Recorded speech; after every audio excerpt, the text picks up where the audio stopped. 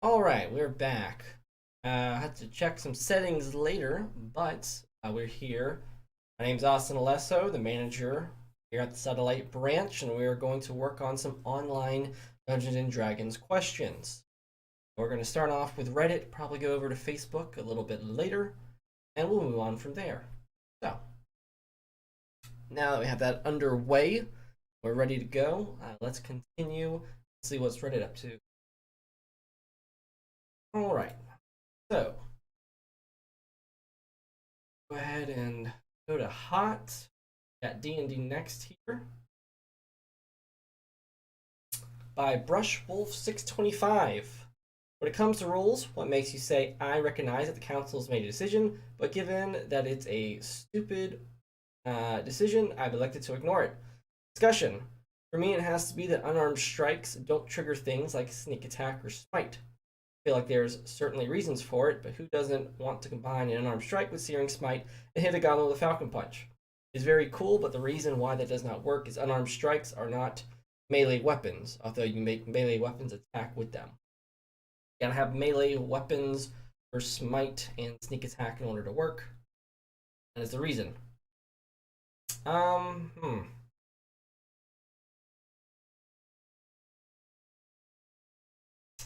Let's say for me, the one role I really don't like, I guess, would have to be probably Magic Missile. According to supposed to be rules as interpreted, and even raw, you go ahead and only roll 1d4, and that works for all of them. That doesn't give you a very good range, and nothing's worse than rolling your Magic Missile and getting a 1, and making that times 3. I'm going to go ahead and put me.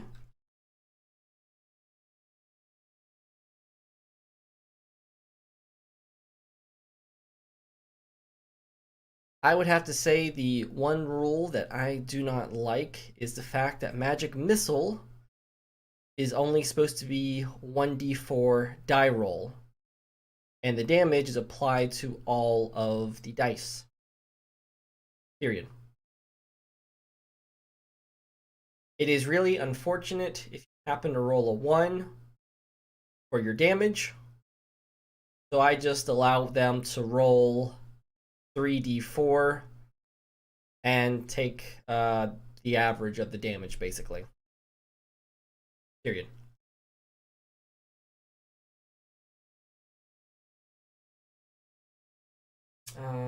Be just 1d4.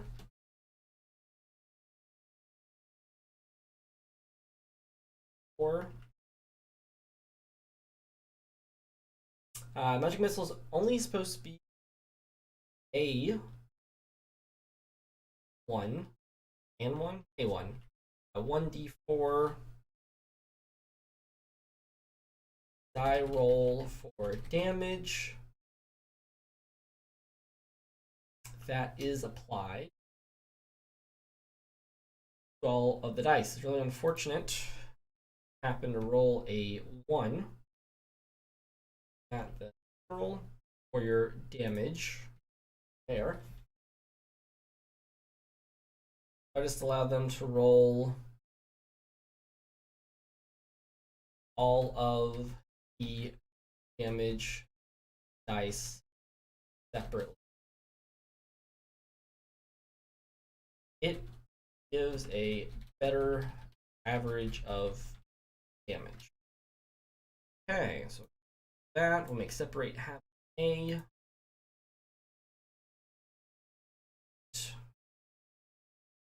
That's still wrong. Help me out here. There we go. Oh.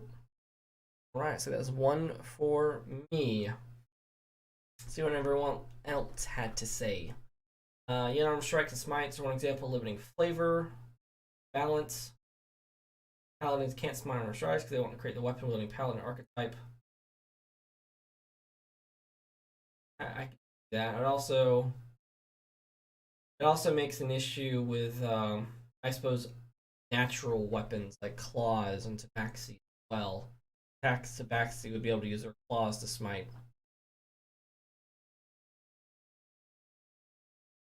And also would make like monk paladin kind of a super OP class.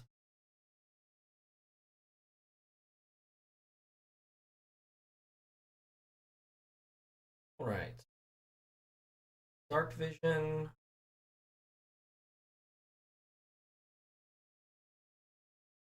A whole lot of help here. We'll just contribute on that we can. All right. So let's see what we got here. Terrible things to find table. Need advice. DMA Academy by Newton on the Run. Terrible things to find table. I remember seeing a D100 table a little bit ago that included terrible things for player characters to find with looting areas without NPC pictures. Search everywhere I can't seem to find it. I couldn't find a complete one. I did find another Reddit post and good ideas.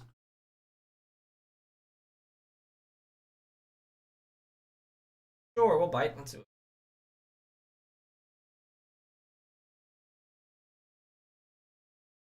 100 things put on fallen soldiers a year ago. Flower, scale.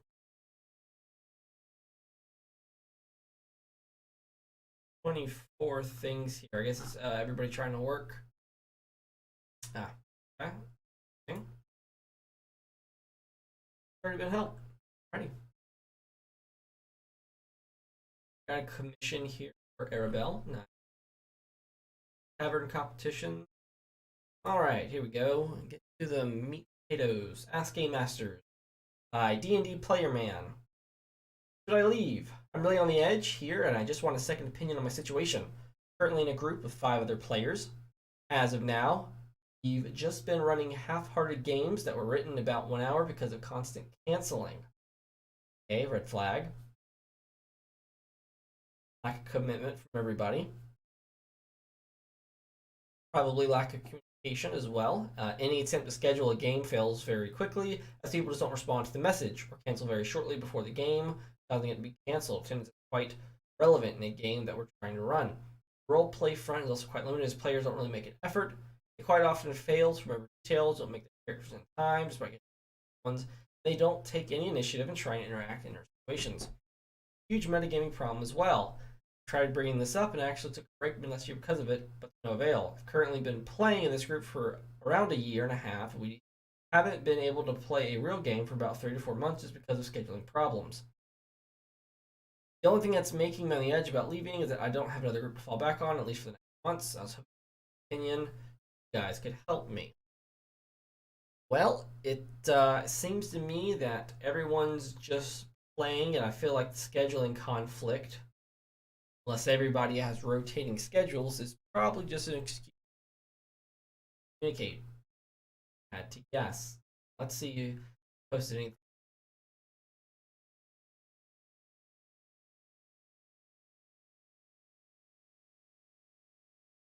No.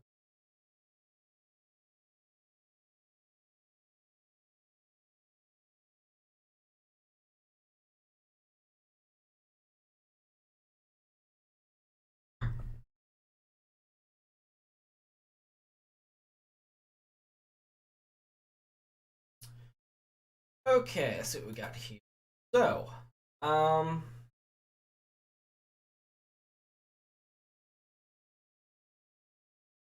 last time they played, year and a half, a real game for about 3 to 4 months. Scheduling.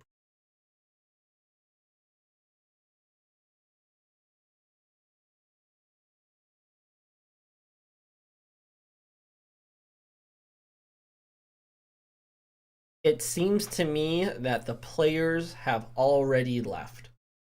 Period. You say that you haven't had a real game in about 3 to 4 months. Period. And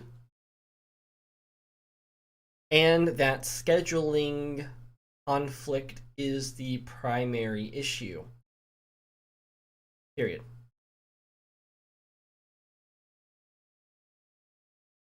Unless all of you have some kind of rotating schedules, I feel that the scheduling problems is just an excuse and that players don't have the heart to leave.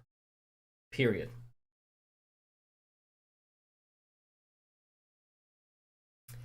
it seems to me that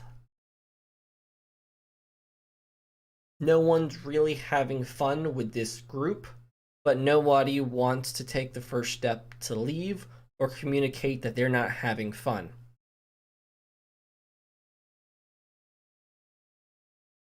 Period. The way you write it makes it seem like you're not even having fun. Period.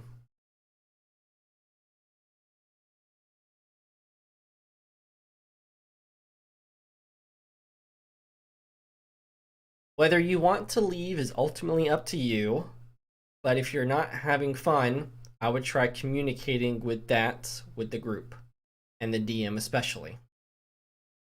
Period. I would let them know what things you find fun in D&D and is required for you to have a good time. Period. If I had to guess, some of them may think the same. Period.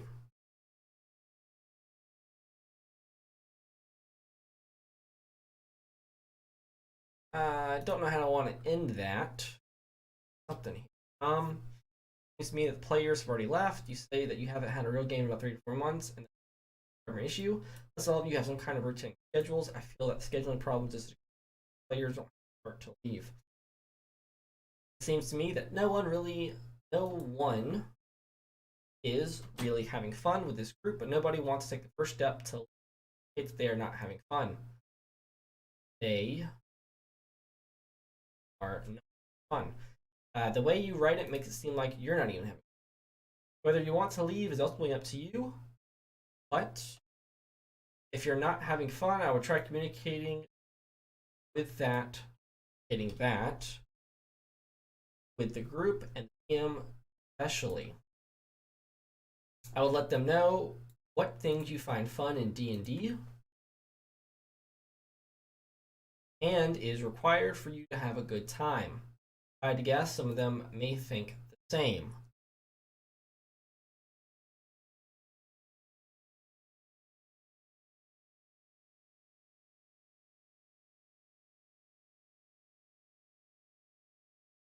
Best of luck with whatever decision you make, but ultimately it comes down to, are you willing to take a leap and try to find a new group that may be a better fit, or keep playing with more or less the same?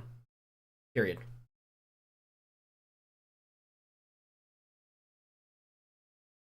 Whatever decision you make ultimately comes.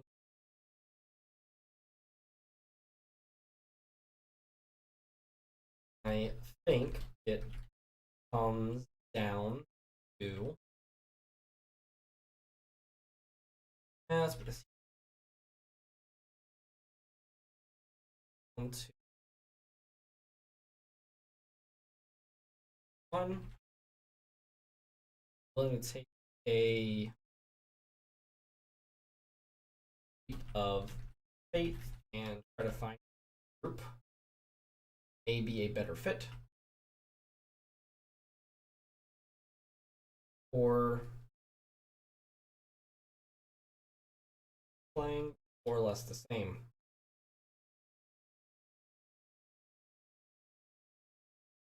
All right, I think that is more or less my decision. It seems like nobody really is having fun. Nobody wants to. It's not very good. 7 hours ago. All right. On from hot and probably try new bit. Battle map. Turn in a dungeon for the Winding Way. Okay.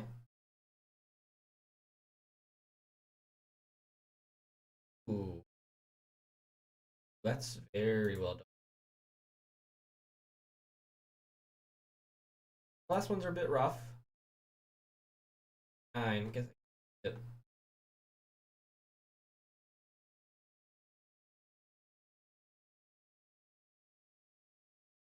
Add seafloor ruins. Very cool. I like those. New falling damage rules. Right. Oh boy. This. Extra.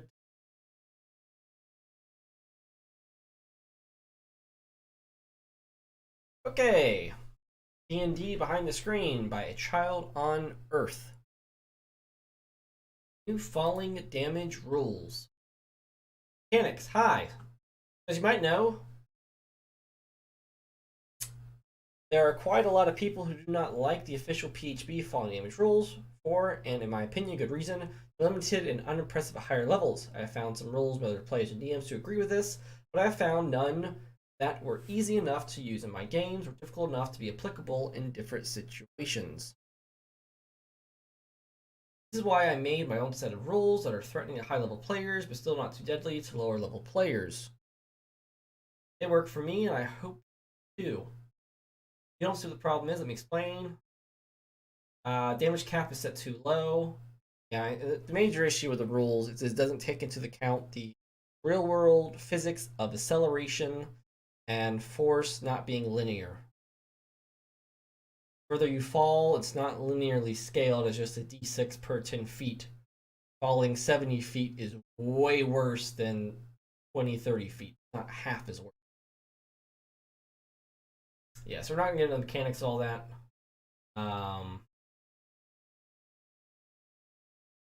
Even if a player fell from a height which is larger than 500 feet, it would still be an average of 70 damage. To a high level character, this is very unimpressive. Most likely have more than 35 hit points, not being killed. Yeah. Raw does not consider any different terrains, just a flat concrete surface. That is true as well. These rules are two main types of terrain on which creatures can fall: a hard, flat surface. You can always modify them in each situation. Concrete. Concrete is hard for characters to land safely. The ground is hard, and it makes it difficult to break a fall properly.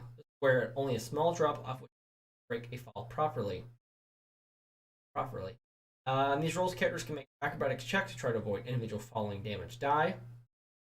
A certain score on this check can avoid half, or avoid the damage from a certain part of the drop. Each height has its own D making, because you to half the damage causes you to half the damage, or avoid getting damage at all by the die roll for the height at heights before that. AC corresponding with a certain height is presented on the table below. If you do not make a certain, take full damage for those. This is 10, 20, 30, 40, 50, 60 class. Damage half, full damage, 70 feet up.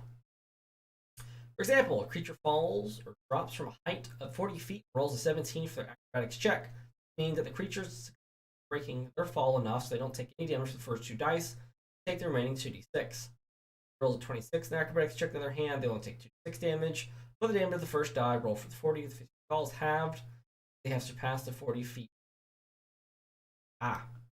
Take half. But the damage of the first die is halved. Okay. That's what we're doing. Falling on concrete, the maximum amount of damage creature can receive is 56. Damage average is 175. I've chosen to cap around 56. According to this comment, you reach terminal velocity after falling about 580. Simple. Simple. Water. The rules for water are mostly the same, but there's one difference. Water is more soothing than concrete. Why? As long as the water is at half as deep height a creature is falling from, the creature will take no damage falling from a height of up to 20 feet. I mean, really not much of a difference between water and concrete. When a creature falls in water, they take 1d6 spell. Officially, it's 48d6. These are my rules. Yes, rules are for two situations. If a creature falls on a spiky terrain, you can add some piercing damage to the fall, or if the terrain isn't flat, you can make acrobatic checks lower so the creature might not come to stop, instead start sliding, seeing those possibilities. Okay, I think I feel like having concrete and water be different is kind of a niche split. I'm not too sure that there is a. I see the reasoning behind it, especially for like you don't take any DC damage for like the first 20 feet. I don't know. It seems to be a bit complicated.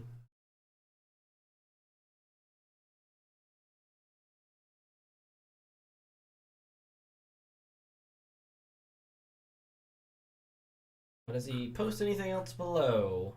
Child on Earth. Good suggestions. Thank you for that. Thanks for back.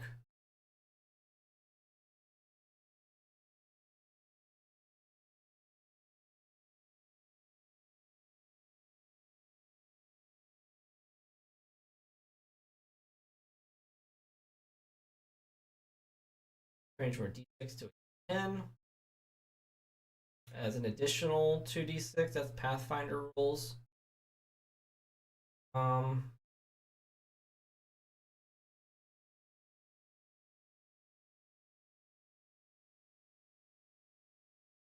yeah, I think I'm gonna say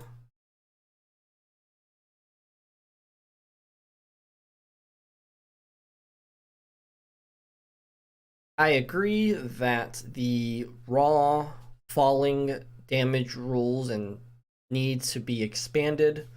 Period. Period. Personally, what I've done to just keep it simple is to take the d6 per 10 feet of falling damage and make it a d8. Period. This is a much simpler solution than the old Pathfinder method of increasing 2d6 for every even number units of 10, 20, 40, 60, etc. Period. And it also is a closer average to real life scaling of falling forces. Period. I also removed the 20d6 falling damage limit cap. Period.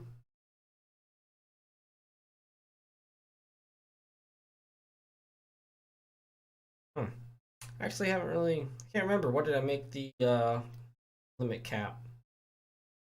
Did I just double it to 40? I think I just doubled it to 40. Yeah.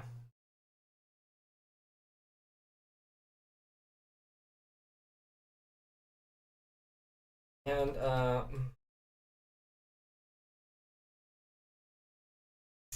agree that the raw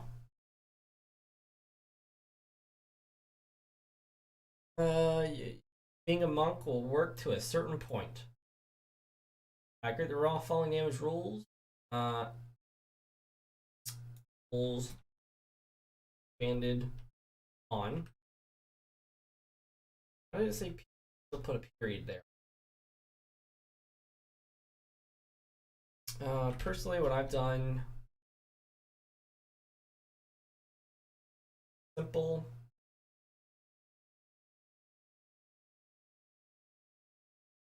That personally, to keep it simple is to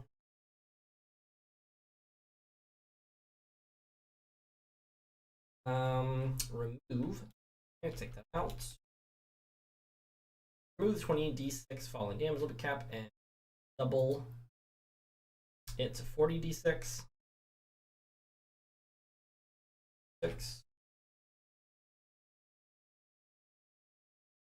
I also took the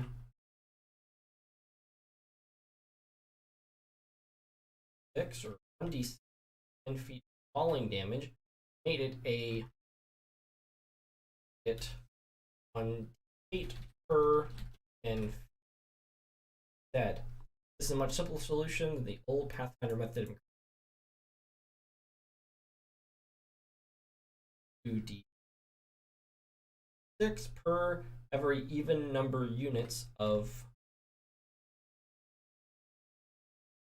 per every number units of in fallen 20, 40, etc. And it also is a closer average of real life scaling of falling forces. It is also a closer average life scaling of falling forces.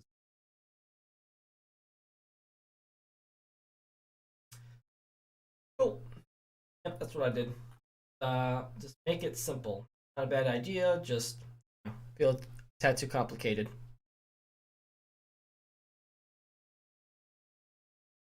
Why is it posting twice? I don't know what I'm talking about. Good to have you back, though. Help me with a player's redemption arc. I'll, Curse of Strahd, spoilers ahead by Millie Birdie. The paladin and player character is currently a paladin of Lyra, goddess of lies. He's committed some evil deeds, such as murdering innocent personal and greater good reasons. He's since progressively done more good deeds, helping refugees, sending hostages, even when it was against his own self-interest. Player character would like his paladin to have a redemption arc and begin to serve a different deity. By giving Hooks this new together, Mara, the dragon goddess of mercy, homebrew the Knights of Ardenvost, served Tamara. Okay, so you received a vision about her first entered the ruins chapel. Chris told him that he's corrupt, but he can still change his ways and become welcome to the light. He found a book about her tenets and dreams about where she said that the same thing before. After completing a big quest objective for the Knights, he was knighted as a Knight of Ardenvost and upholder of Tamara's mercy. The Ardenvost beacon lit. The player is requesting one last push into my resurrection, and that will be enough to start the character on a redemption journey. My first thought was another dream or vision, but due to his backstory and the dark powers trying to tempt, he doesn't trust dreams much. Okay, the dark powers are alright. What's something that isn't a dream that I could use player character more in the new deity? So far, one of my ideas, I don't know, like other than the deity is a goddess mercy, tonic goddess of mercy. I don't know the deity. So far, one of my ideas has been to make her intervene if he's in a dire combat situation, helping him make a save if he fails. Also, I know that Raw could strat has limitation on deities and other characters, but I'm okay with doing things differently.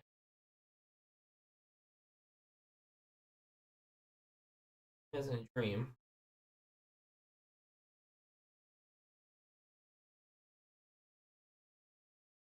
Um. Okay.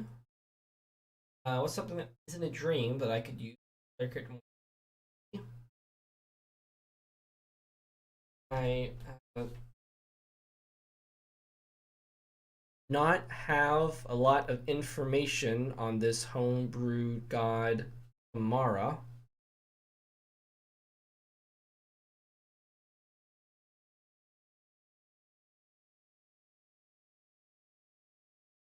I've never heard of Tamara. Is that an actual Forgotten Realms? Let's see what we got here. Deity, neutral good. Consort of Lendis, commonly worshipped alongside him Bahamut. Ah, gotcha. Goddess. Okay. Plane of Elysium, most benevolent of the kind, full and merciful.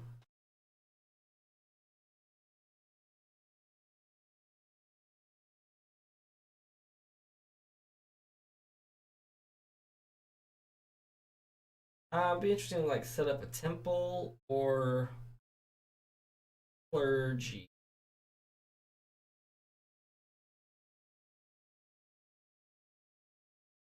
Got here.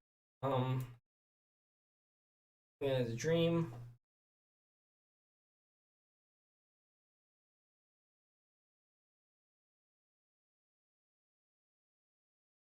Perhaps you could have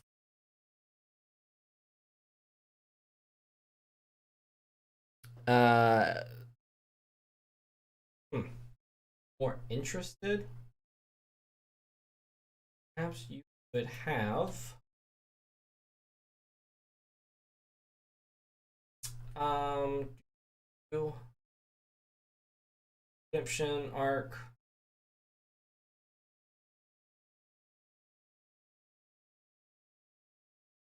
I mean, ooh. A good question for you is to think about what gets your character and your player interested in deities in the first place. Period. Do they just like the idea of paladins doing good acts and being a force of good in the universe? Or evil? Period. Question mark. Do you think they like getting boons and powers directly from a god? Question mark. Do you think they like having some extra benefit or resource potentially at their disposal? Question mark.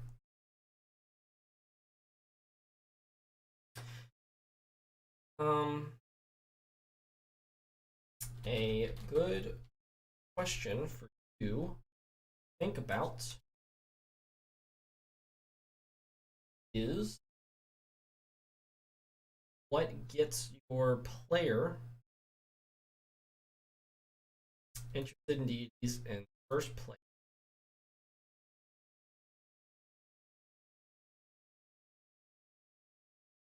What gets your player just day with a just like the idea of paladins doing good acts, being a force of good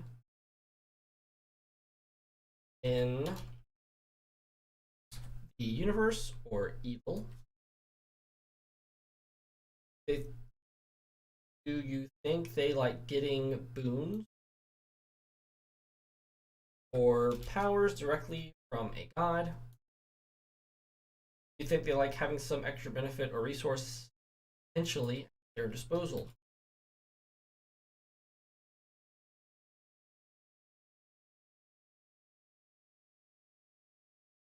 If you can figure out or make a good guess about what your player is interested in getting or why they like playing a paladin in the first place. Oh, that's a wordy way to say if you can answer this question. Love can answer the questions above and understand player motivation, comma, you will be able to make a plot point that they will be interested in.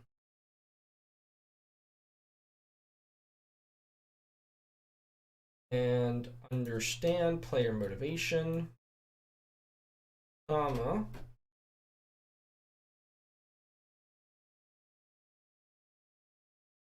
perhaps you could have Mara want to set up her own temple in Argynvostholt, or even revise her clerical worship here within Barovia. Barovia. Period. Maybe Strahd has eyes on this temple or his worship of Tamara and is actively trying to sabotage it. Period.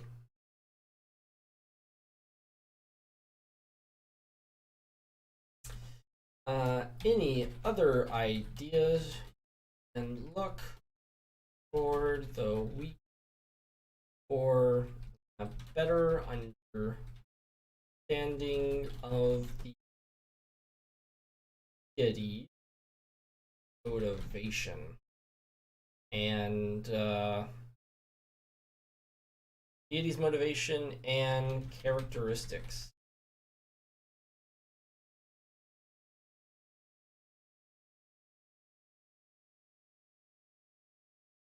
Another idea.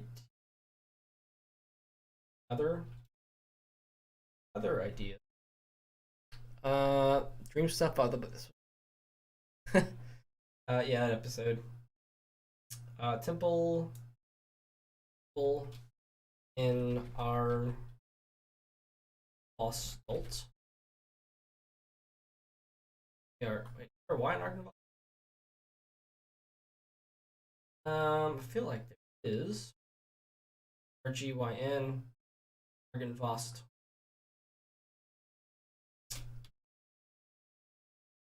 Revise her clerical worship. That's how you spell Argenvost. Here within Barovia.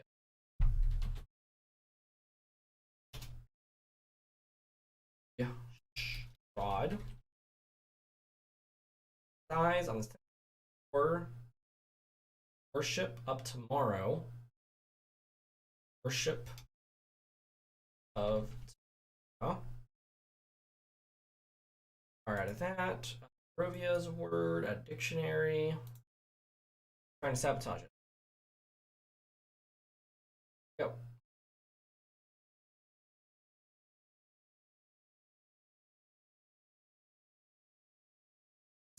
Challenging elements add to abandoned space station. Stick to the purely fantasy. That.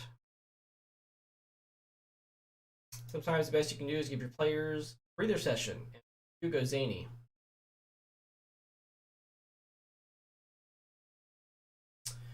By 10 Wild Badgers in DM Academy. Offering advice. So I just ran one of my favorite sessions I've ever done. It was weird, it was hilarious, it was delightful, and my party had a blast. We rolled initiative twice in a 4-hour session. Both times against random mimics that my 8th level party swatted at 1, 2 actions, and the thing just ran away and became a part of the joke. Context, last 4 sessions or so my party have been pretty heavy when the player got assassinated by a Warforged assassin. It was a doppelganger for the Warforged player. Their characters are adopted brothers to boot. Also, Revivify happens, so no character death.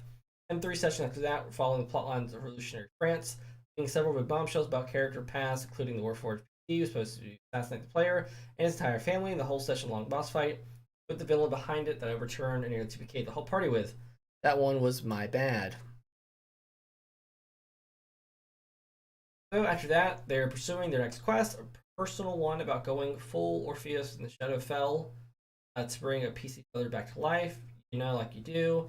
Eventually, see something good. So my players loose. I set my players loose in the night. Markets of a city trying to scrounge together enough cash to buy some magic items they saw going on auction come morning. And in spite of that, they spent 2 hours exploring Adequate, Yowan's magnificent menagerie, petting zoo, pet shop, taxidermy, and a zoo with a restaurant that serves some of the exhibits and a dog fighting rink. If they want to make some money. Barely made any cash here, but they just enjoyed wandering around and seeing all the BS I came up with. Hey, there. Good to have you. Follow. Barely made any cash here. A fire elemental and a petting zoo. So basically, it's a zoo. We're gonna move on. Then they left. The next quest they ran across was a married alchemist who needed to test her potions on mortals. Some were good, some were dangerous. One was just wyvern venom. One shrunk the player down to size categories.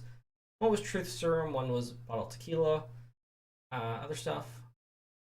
The point of all this being, sometimes you just want to throw out some quests that are wonderfully stupid. Quests that are absurd and zany and silly. I'll get your party laughing because it brings a different flavor of role playing. His party isn't finding anything. Stakes are lower. They can crack jokes. Shouldn't be always. It should be even too often useless. That's what your group wants all the time. An RP session where the joke is the absurdest place you can take the party to explore is a good one.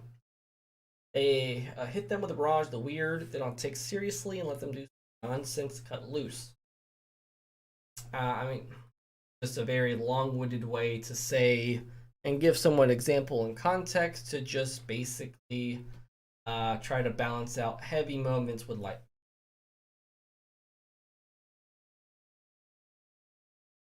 Basically, and wild badgers. Anything else? Joy. Yoink.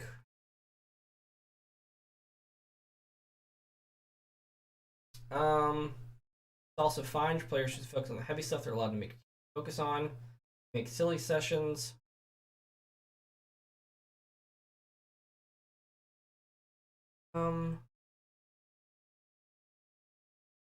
Apparently, name is apparently Arabic for zoo as well. Double down on the joke.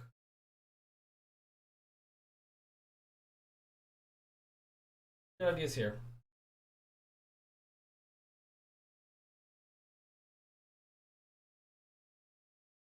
There are a lot of cool ideas in this post.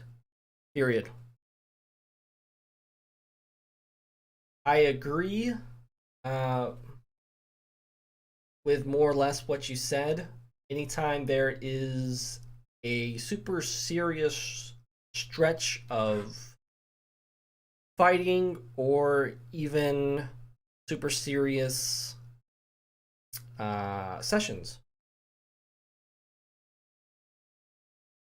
it's important to kind of break up the stressful bits with comedy.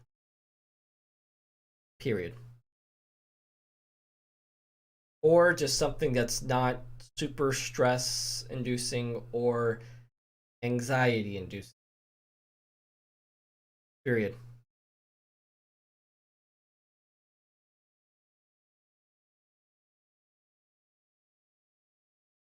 Three. And anytime there's a super serious stretch of fighting or sessions, it's important to kind of break up stressful bits. Comedy.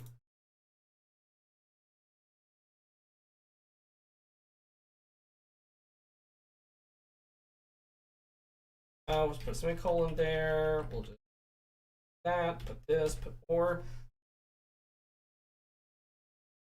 Stress or anxiety.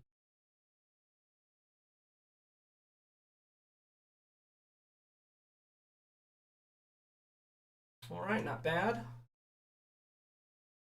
Okay, like Marshalls. If I look for another one, I think we're gonna go to here. Go ahead and take a small break. We'll be back.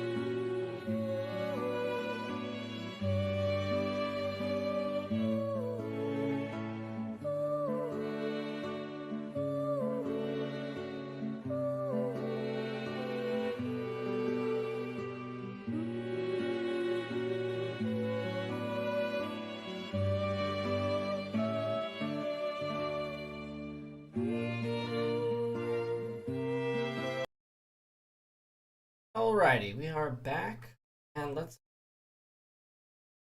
new roll Astral Dreadnought Planar Donjon. DM Academy by exploiting this. Good advice. I'm designing an encounter with an Astral Dreadnought, and I'm trying to brainstorm things that a player may find when exploring the demi-planar stomach of the Dreadnought, or that which might pop out of it. Kill it. The monster stat block says, under Donjon, any creature or object that the Astral Dreadnought swallows transported to demi-planet that can be entered, but no other means except a wish or by the creature's Donjon visitability. The creature can leave the demi-plane only by using magic that enables planar travel, such as a quench spell. The demi-planar resembles a stone cave roughly 1,000 feet in diameter with a ceiling high. Like a stomach, it contains remains the Dreadnought's past meals. The Dreadnought can't be harmed from within the plane. The Dreadnought dies, the demi-plane disappears, and everything inside it appears around the corpse. The demi-plane is otherwise indestructible. Your object that the Dreadnought follows is transported to the plane by no other means except by a wish spell. You either get eaten, swallowed, or wish. It's the only way in. So past meals, probably loot piled up from eons of wandering and eating things in the plane, etc. Does anyone have a table of interesting ideas of what might be in there? Small civilization at Gith. Use Dreadnought as a theory across the astral plane. Hey, what's going on there, Zare? Welcome. Yeah, I was gonna say Gith too.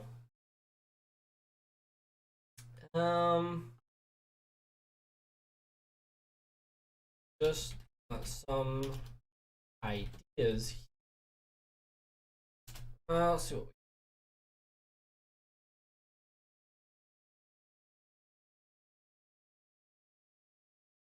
I know it is. Good to have you.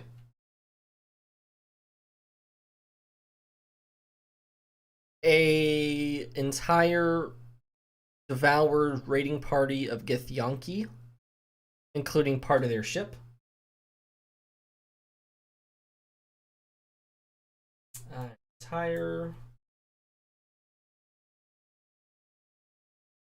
Entire raiding party Githyanki ship. What else we have? A secretive demi-plane of a wizard that was devoured.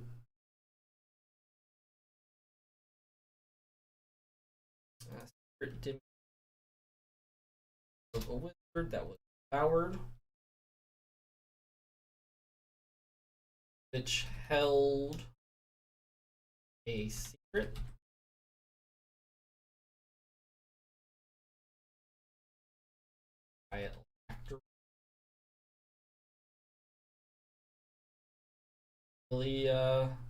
Really spice things up.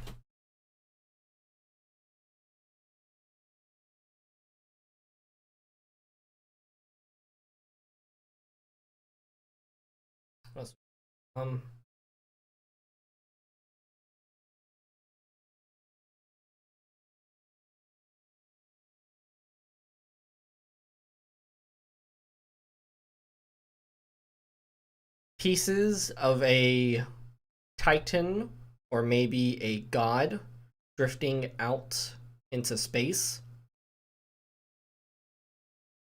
Pieces of a titan or maybe a god.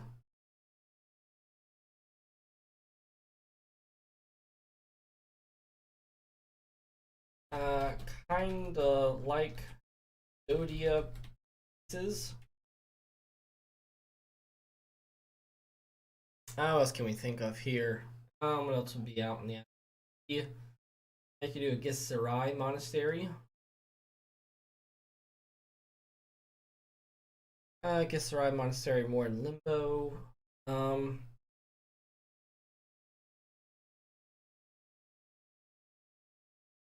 Having at least one more here.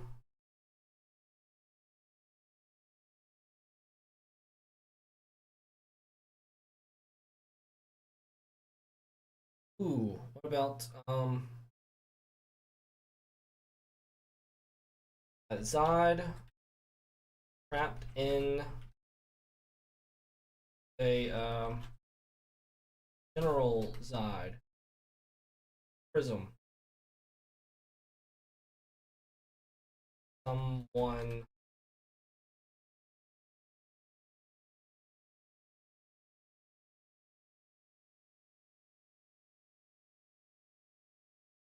there we go. This good. Eladrin Wizard for RP purposes. Pre-made 11. That's that. How many monsters in an encounter is too many?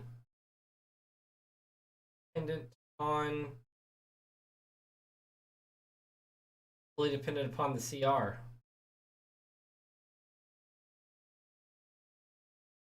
They post nothing else.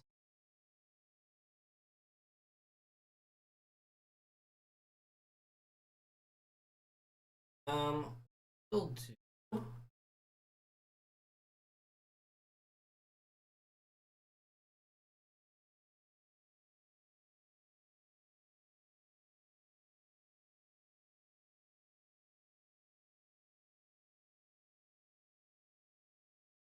Okay.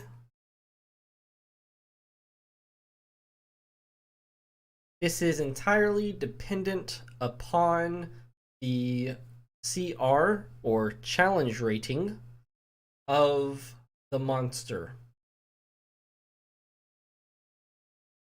Period.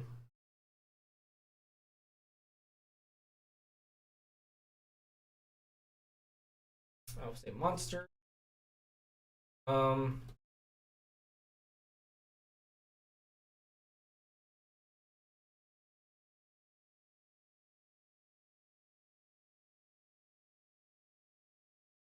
A short rule is that the action economy or any monster that deprives action economy is going to be more lethal than the challenge rating denotes. Period. Short roll, that the action economy, a shortcut in counter that the action economy based around the action economy, especially a monster deprives actions. Shortcut in encounter design based around the action economy, especially the monster deprives action, is going to be more lethal. Is based around the action economy on both sides.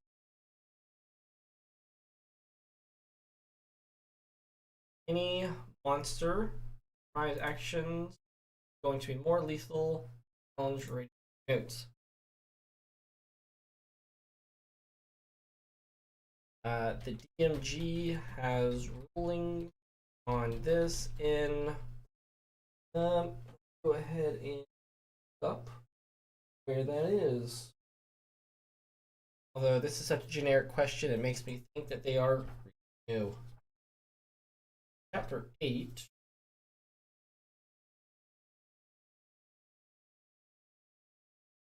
No, it is 9. Chapter 9, 273.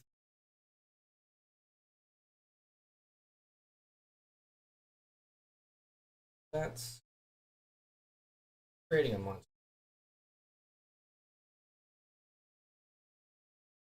But it will allow you to more or less challenge rating to 275.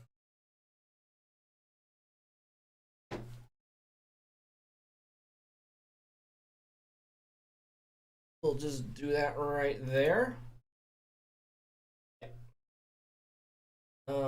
So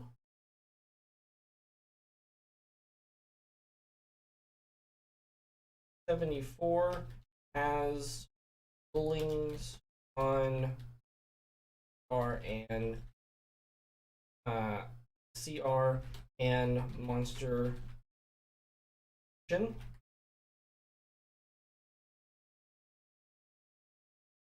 But is a bit complex and convoluted.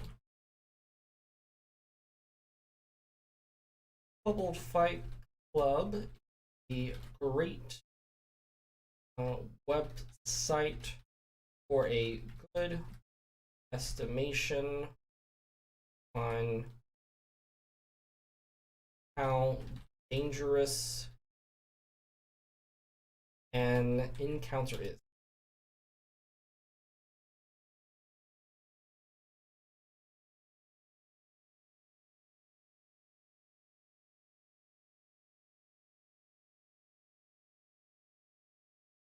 Cool. All right. Player, a bad choice for a satyr. That. That. Help complete ritual. Now what?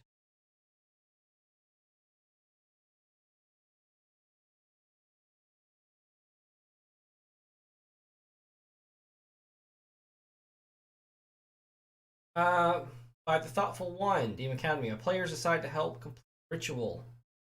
Now what? Need advice? I keep sending advice for how to stop the ritual encounters. My players don't want to stop the ritual. They want to join in and help. That make it interesting. I feel like after the agonizing they did to come to the decision, shame to say you complete the ritual. I'll make a small note here.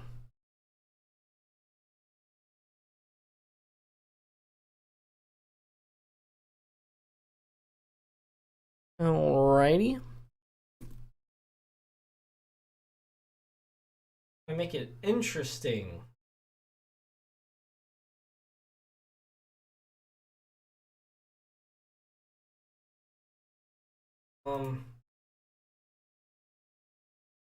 This. There's not a lot of information.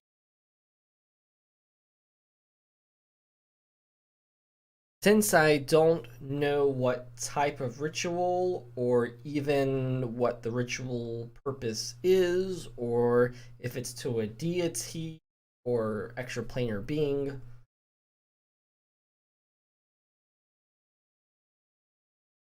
I will say, oh, so I don't have the specifics or any general information about the ritual, comma, here are some ideas. All right, so we got here. So,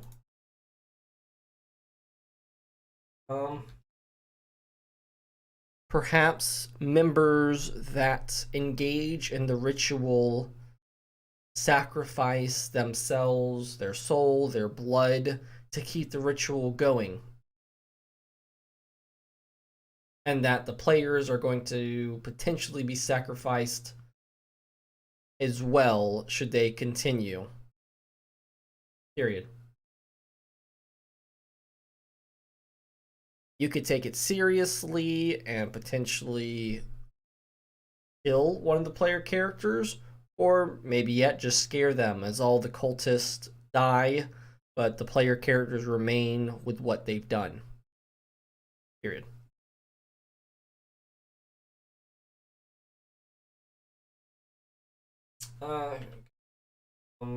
Perhaps members that engage ritual sacrifice themselves, soul,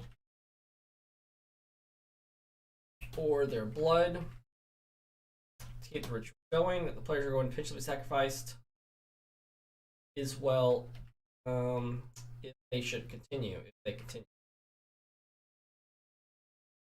take it seriously. Take it seriously and potentially kill.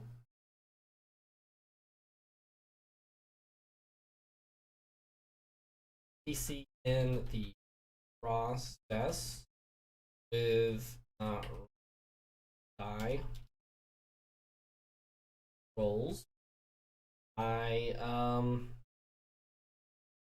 I judge, I hazard, I speak against, or maybe just scare them. All the cultist, but cultist question mark. Didn't say if they're cultist or not.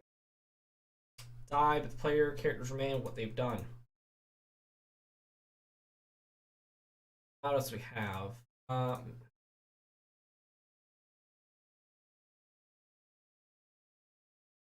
Perhaps the ritual is to send something somewhere else. Period. And the party sent something somewhere. They just don't know to whom or to where. Perhaps the ritual is to send something somewhere else, and the party just sent something somewhere. Don't know, but something somewhere and to someone.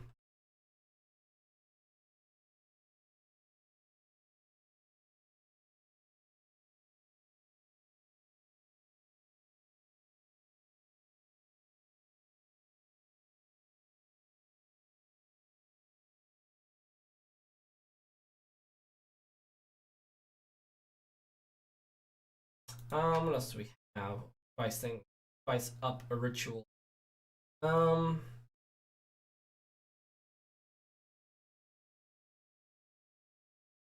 the weather can begin to change or even swirl.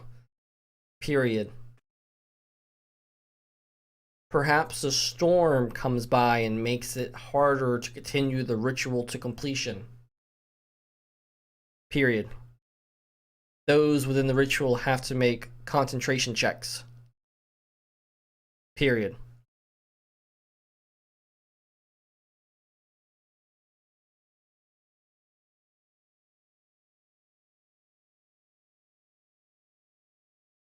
Whatever you do, I would try to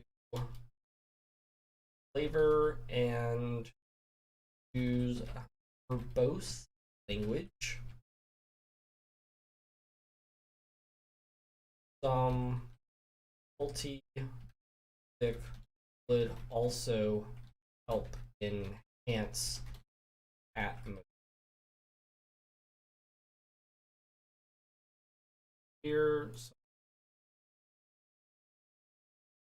Like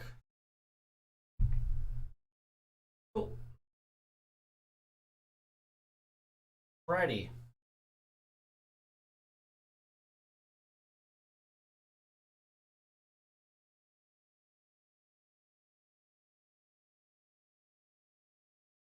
Alright, that one. Okay. Posted this again. Okay. Asking to roll versus describing your actions. Alright. By Sploak on DM Academy. Hi everyone, I'll be DMing a particular campaign for several months now, and I'm beginning to experience burnout. Partly due to other factors, mostly because I struggle to immerse myself in my own world. True. Reason is I'm DMing for 4 players, 2 of which I've been playing with since we discovered D&D.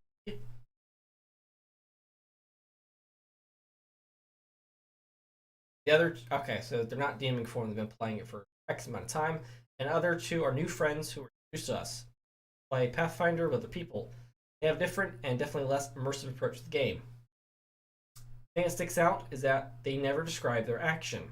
Always asked to make a roll. Playing on roll 20, they often roll without even waiting for my consent. It's always, I roll investigation, I roll perception, and I never I look around or stuff like that. Also, since we're playing 5e and they're used to 3.5, sometimes they ask for rolls that don't even exist. Mine have come to imagine their characters blindly wandering in dungeons, often rolling dice on the dark floors and the exploration without ever looking up. try to create this behavior of telling them to describe what their characters do, and that I would determine if they had to make a roll, but it doesn't seem to have had any effect.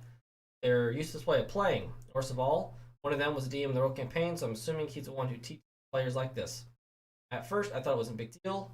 There were traits to have as players. I shouldn't fix that myself. I'd be lying if I said it wasn't bothering me. Is that a big deal? It's not what can be done. It's a very big deal. I mean, it seems like you are utterly incompatible. They are incompatible with your type of DM style.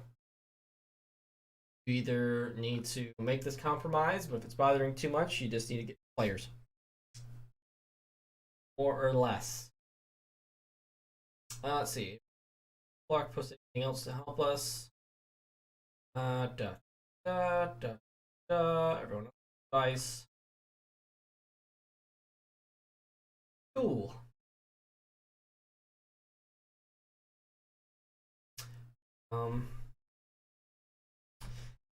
This is a big deal. It seems that you have an incompatible DM style from the player's preferred gaming style. Period. Gaming. Space. Really? Preferred gaming style.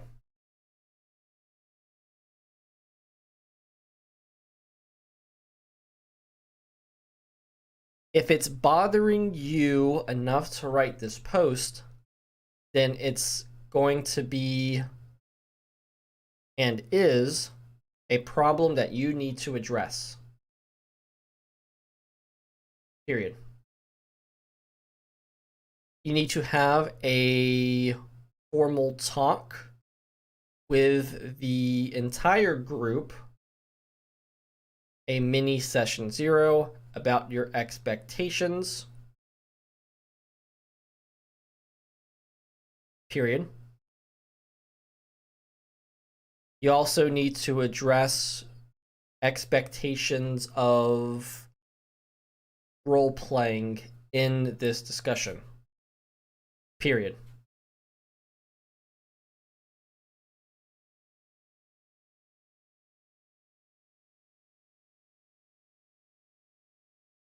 Before you do this, I would try to think about why the players play the game. What is their motivation for playing? Period. It seems to me that they have a very traditional hack and slash style that they want to engage in with little to no role playing. Period. 5th edition uses a lot of flowery language and realistic words that border more on the role play as a focus than Pathfinder ever did. Period. This is a big deal. Seeing that you have an incompatible DM style from the player's preferred gaming style. If it's bothering you enough to write this post, then it's going to be and is a problem that you need to address. Have a formal talk with the entire group and grow.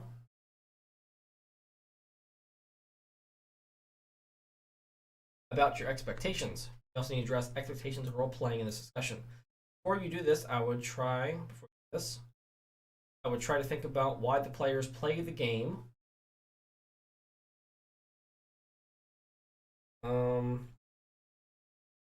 What their motivation for playing.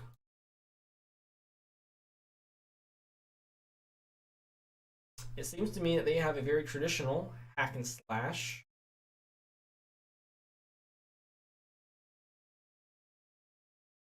style that they want to engage in with little to no role playing.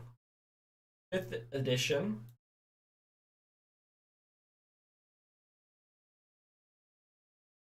edition uses a lot of flowery language, flowery and natural language.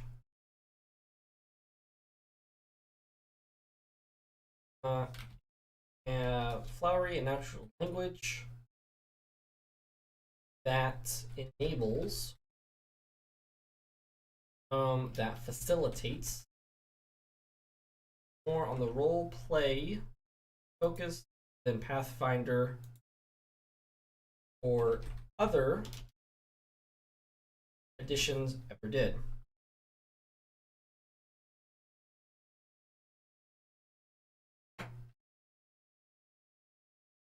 If you want them to role play more and they're unwilling, comma, then you probably need to find new players that are willing to actually role play. Period. Concurrently, comma, they need to find a DM that is less about roleplay and more traditional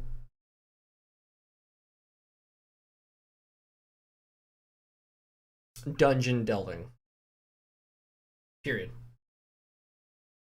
You want them to roleplay more, and they are unwilling. You probably just need to find new players that are willing to actually roleplay.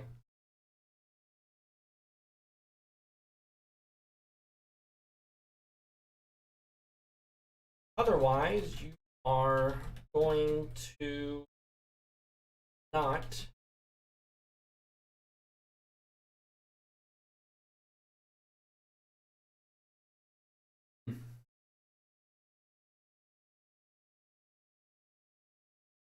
why do you like to DM?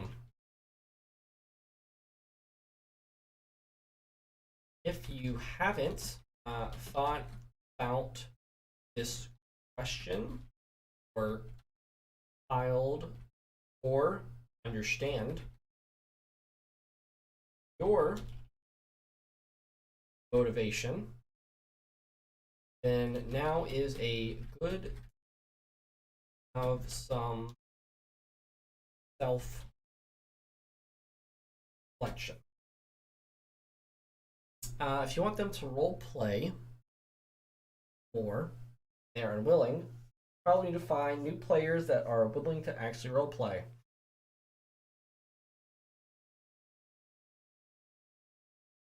Self-reflection. If role playing is a big thing, you have fun DMing, then you are at a crossroads. If you want them to role play more and they are unwilling, you probably need to find new players that are willing to actually role play. Otherwise, you are going not. Otherwise, you are not going have fun. And this is important for everyone. Currently, they need to find a DM that is less about role playing, more traditional dungeon delving.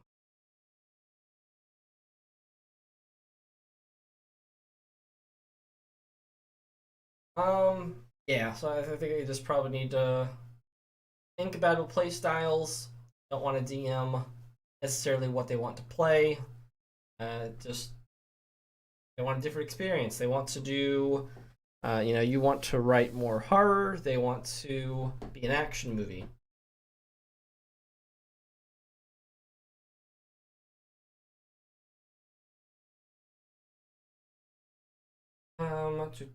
To want them to roleplay more. Otherwise, you're not going to have fun. Currently, they need to find a DM that's less about playing.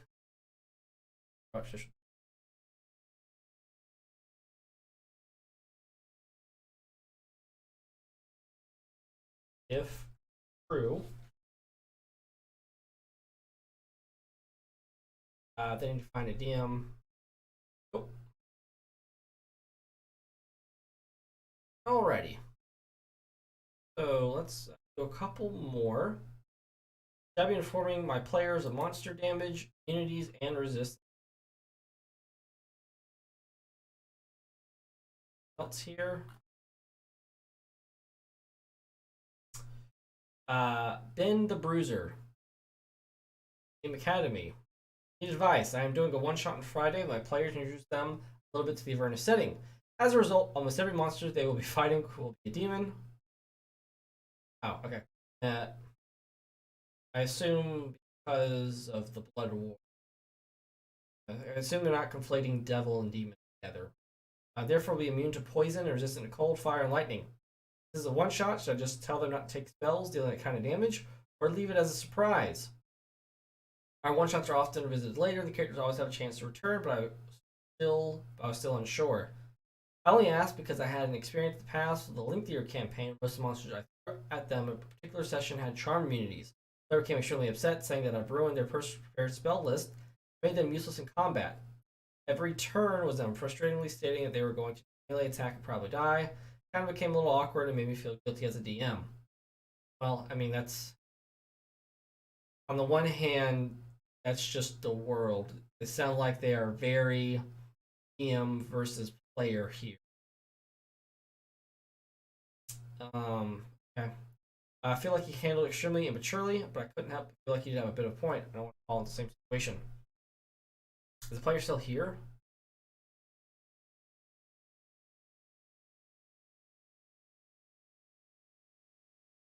Um,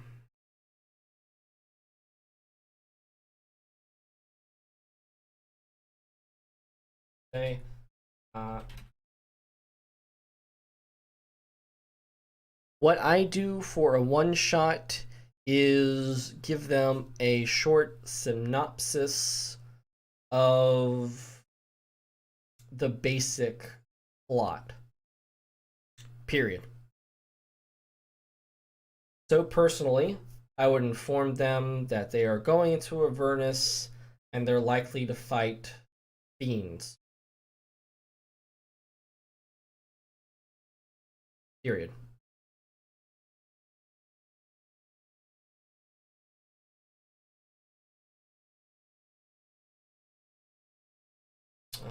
This.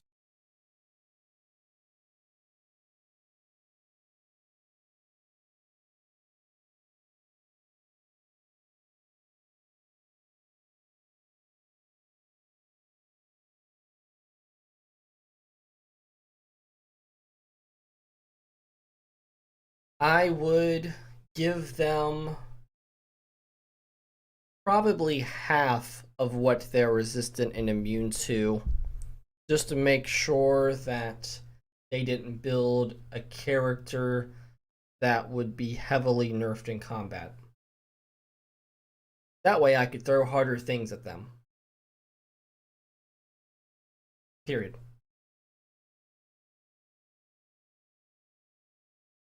Okay.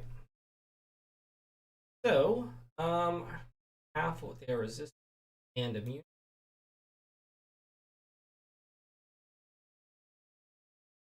Just to make sure they didn't build a character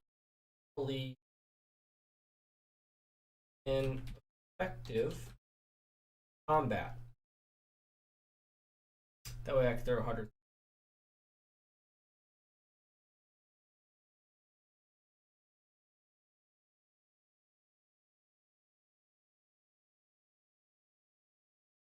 All right. Yeah, for one shot I would.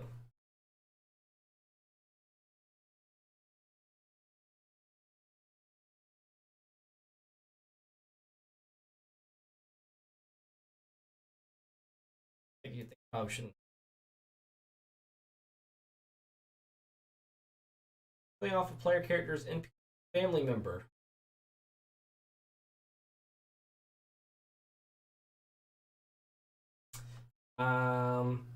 By flapping a gas hole. Uh, Need advice. Recently started DMing and I'm running Rhyme with Frost Maiden, one of the player character's backstory. They're looking for a sister. First thoughts are have her killed off by Arl. Play motivation, seek revenge. Be bad etiquette. Seems like a good way to create a motivation for the player to go after Arl, or would be a bit of a move. Um, no, I mean, you could do it. And having her as a prisoner, just as if not more motivating.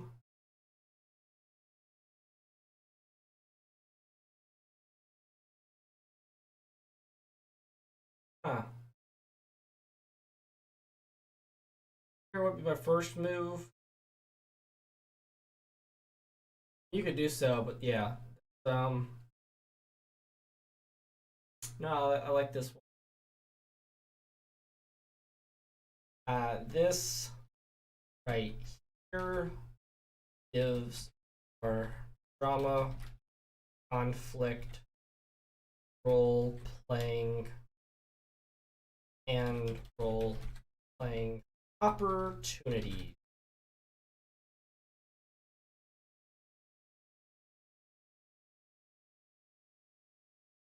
Killing off the would uh, inhibit things.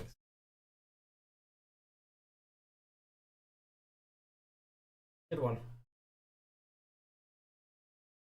All right, let's actually go here.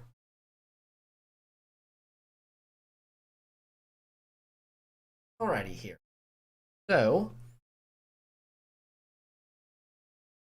all the ones that are voted up here in Game Academy are always like overarching, like actually helping people. Like, hey, really good prep stuff, or just hey, always give your players a crazy session for a breather. Uh, don't do this. Always do this.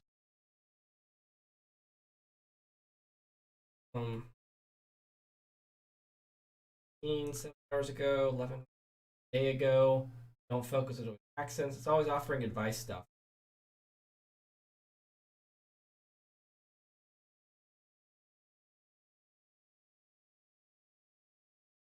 Best way to go about resting your party. Never let your players flake on sessions.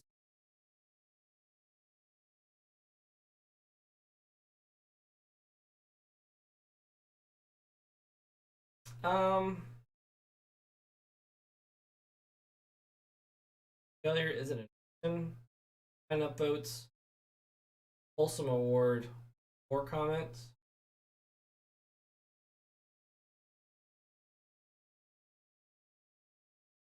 Let's see.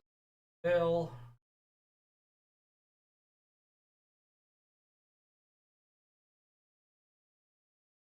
Conclusion.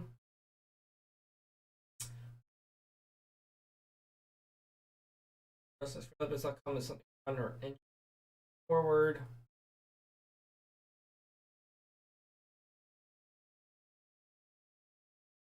Skip this, but just noticing.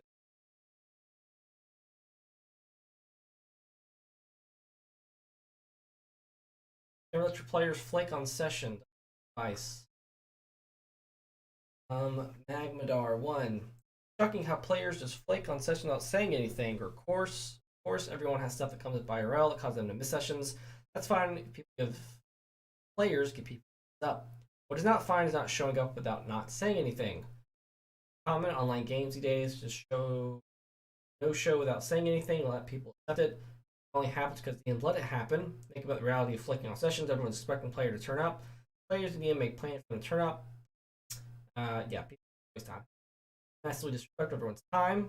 Now sets bad precedent. The others will think it's okay Bob to flake, I can too.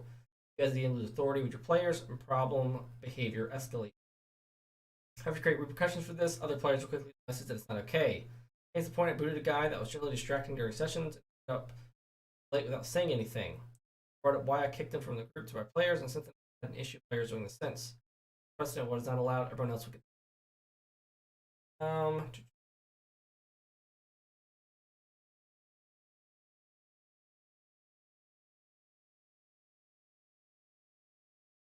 Yeah, I think we'll just leave that there. Not really gonna post on that one. I do generally agree. I think like he said what he said enough, and I don't know. I don't really feel like having to delve into that one. Rather help someone else. See what we got here. How this looks. Oh, that is really messed up. Okay, go to Facebook here and see what we have. Cool, Dungeons and Dragons 5e beginners.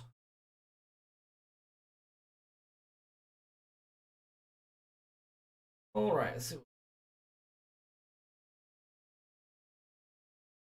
Uh, okay, we have I am a fairly novice DM running not Tomb of Horrors, Tomb of Annihilation, with more experienced players. I have a level 5 cleric. Say he'd like to start multiclassing as a paladin cleric. Does provide an unbalance of sorts or give an unfair boost. Be a level 4 cleric and paladin if this happens. Advice would be great. No, man, that wouldn't be. How would that unbalance things? They're missing out on level 5, so that's not a great thing. Very hard.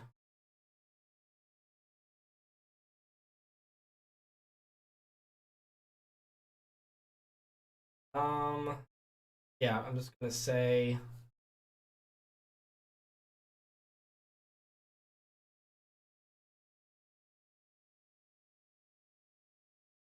it is not an unfair boost. It is not optimal to do so, but hey, Rhythma, thank you for the follow. Welcome. I was working on some Facebook posts trying to help people out. Um, welcome. Glad to have you. It's not an unfair boost. It's not optimal to do so. But of course that is okay. I would allow it as long as they met the requirements.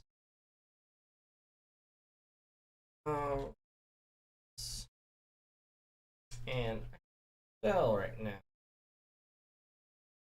Yeah, no, fine.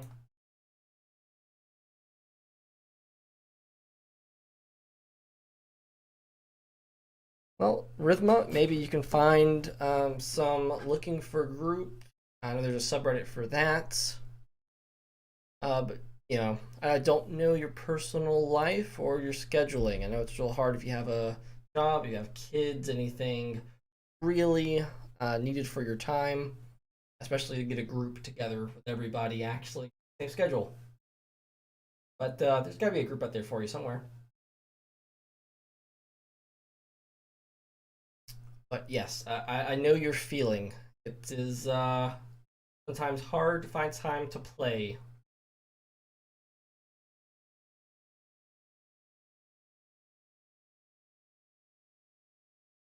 Okay, that's just advertisement. Okay. DM uses NPC as times. Wait. Okay, let's see. All right, mechanics question. Okay, DM uses NPC as time stop. Okay, that's very powerful. What level are they that they're having? What NPC is casting it? Archmage? Like, time stop is a big spell for most settings. Archmage, Lich, something like that. And the question is, while time stopped, NPC then casts Lightning Bolt on the player characters. Time resume and they get the reflex save, or they get no save, and the time doesn't stop until after spell full effect. Them help. Now let's see. Go to spells.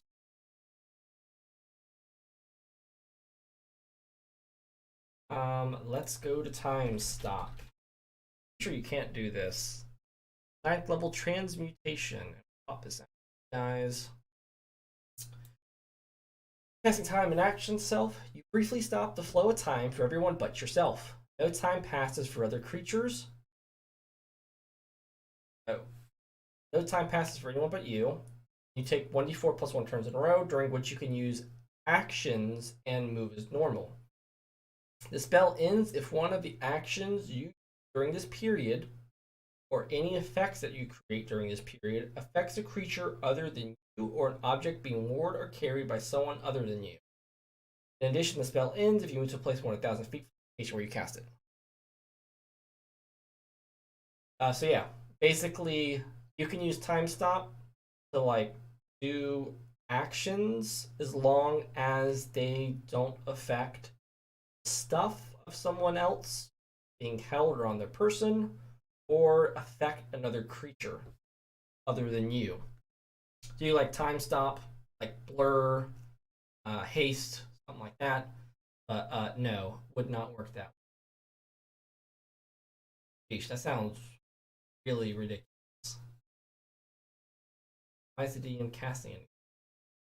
Time stop. There are 2 delayed fireball. Profit. Delayed. Huh. How would delayed fireball? Very good question.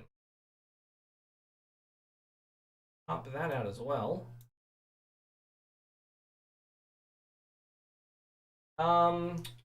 Concentration. A beam of light flashes from your pointing finger, then linger at a chosen point within range as a glowing beam formation. The spell ends either because your concentration is broken or because you decide to end.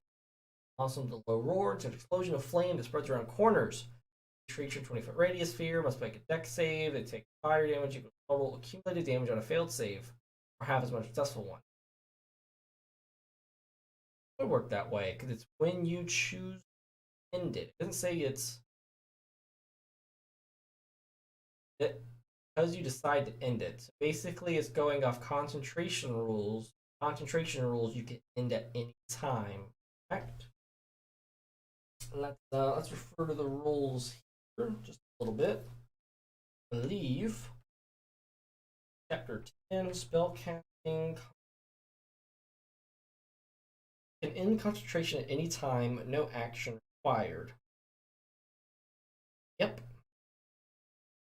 So it doesn't have to be on your turn, it's at any time.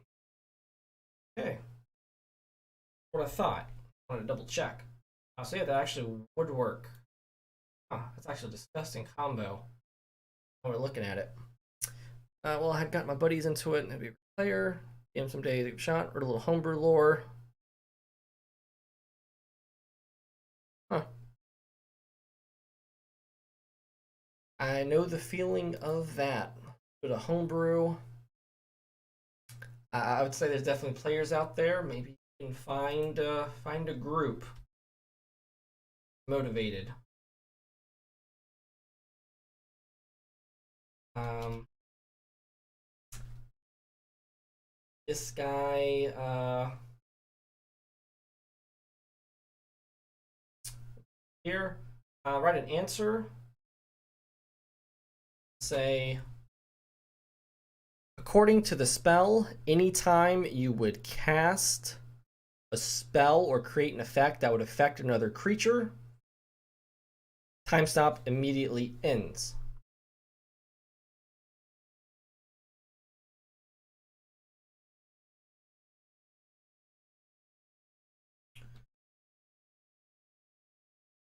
They would then make their saves as normal.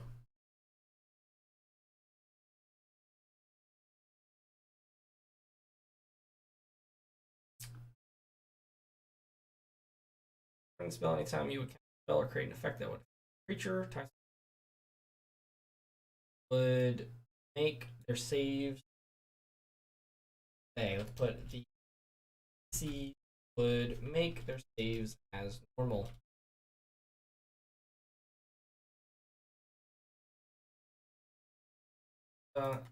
One.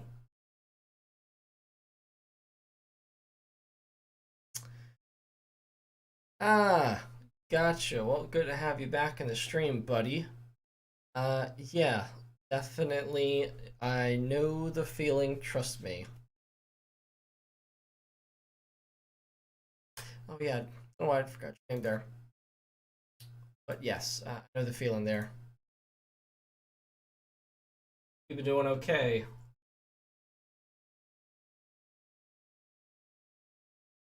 Going to be running Mad Mage. One player character is a 5th level wizard with passive perception 1 with feet.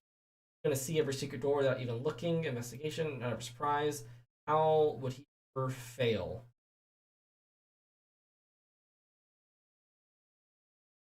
I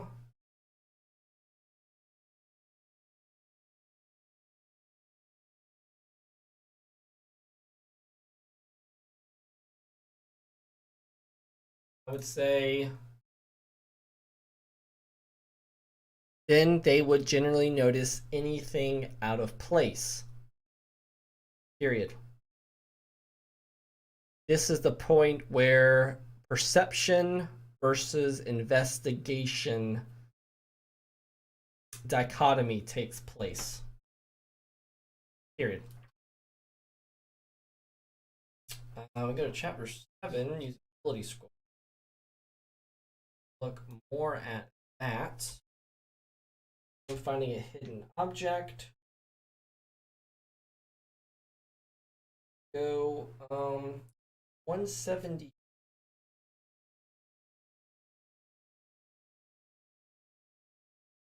$178.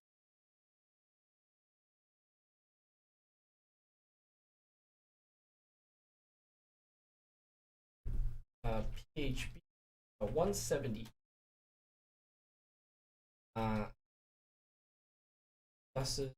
This further.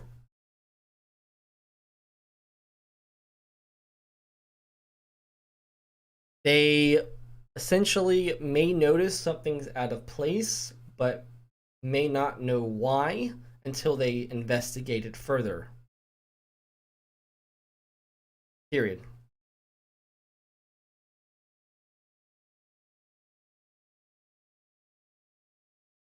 Say, for example, they notice that the floor is slightly scratched at a certain point. Period.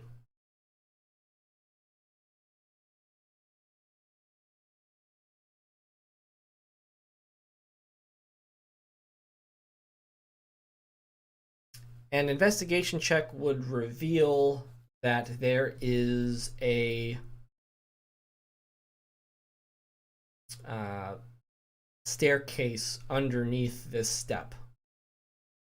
Period.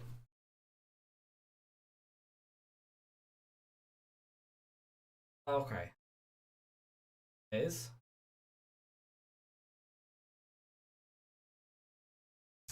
they would generally notice anything of place, point where perception versus investigation takes place, occurs,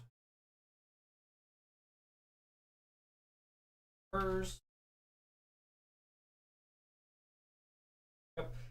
178 discusses this further. Centelli. They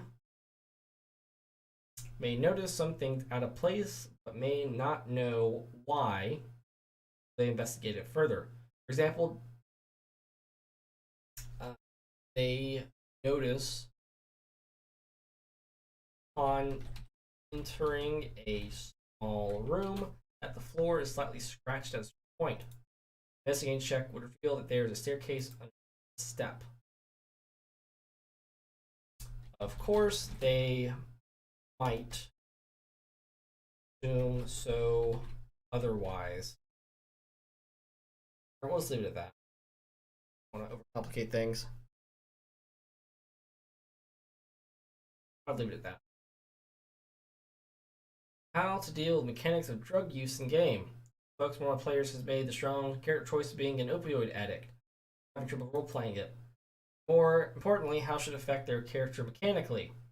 Taking this drug, give them a positive, negative way, give them an advantage, disadvantage. Addict. Probably treat it like drunk. Rolls kick in. Everyone at the table is comfortable with the subject, and player knows what and the player knows what their choice means.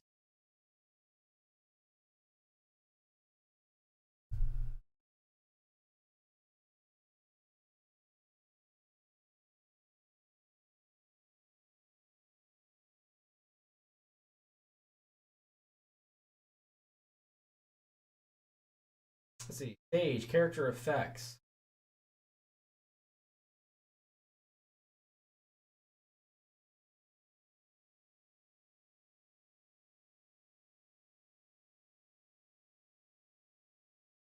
Actually, very depth.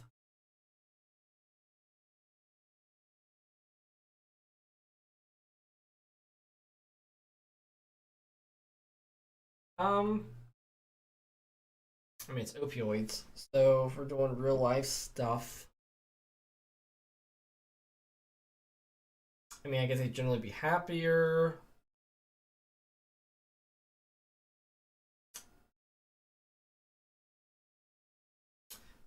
An interest. Not entirely sure of.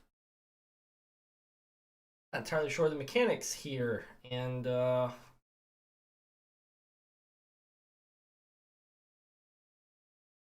I think I'd have to do a bit more research to really give a. Here's my opioid uh, boons and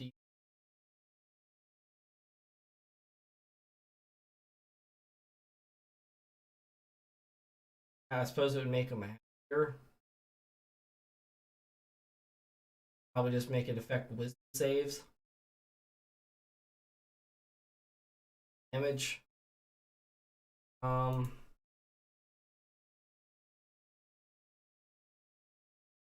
I would need more time and research to properly do this question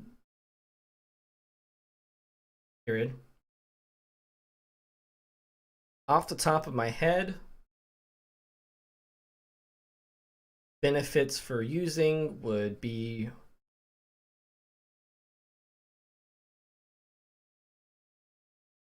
like getting hurt wouldn't hurt them as much, but how would that affect things mechanically?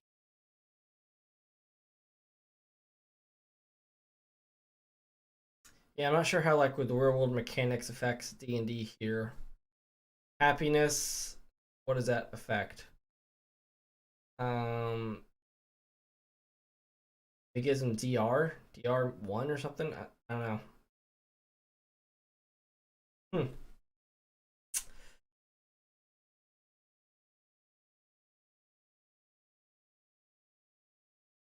Maybe easier wisdom saves equates to happiness. Honestly, not sure how. Uh, I'm actually not sure with this one. Yeah, Scanlan Spice, yeah. Top of my head, benefits some sort of damage. I guess resistance or lack of healing, and the happiness. Um,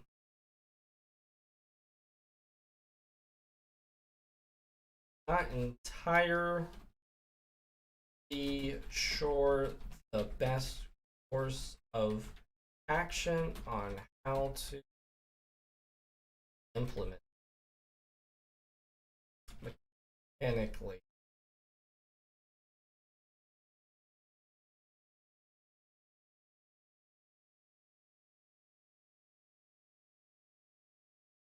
Easiest thing to do would to be provide no benefits, only consequences should they stop using.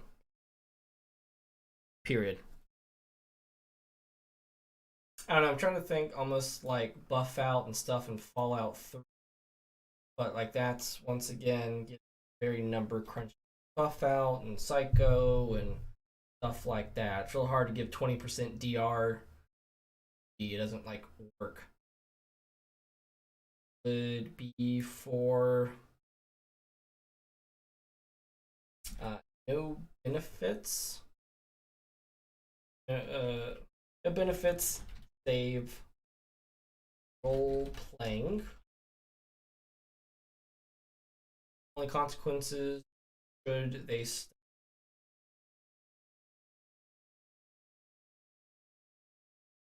Yeah, I think that's kind of is what it is. I don't know. One. I had an.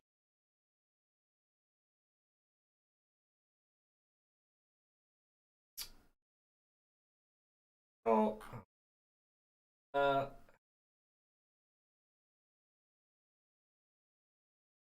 There we go.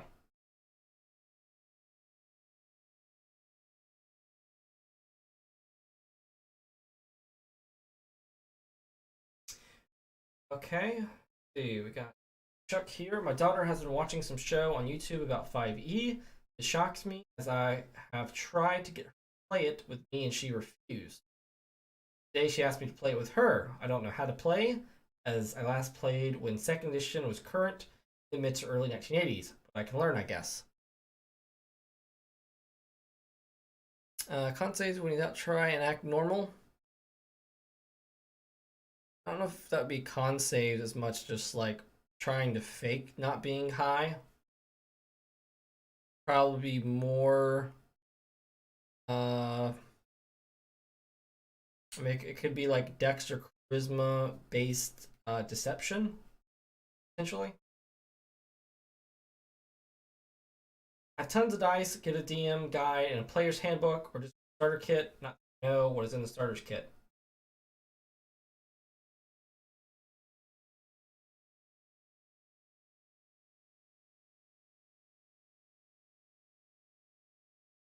Yes. Um. Um.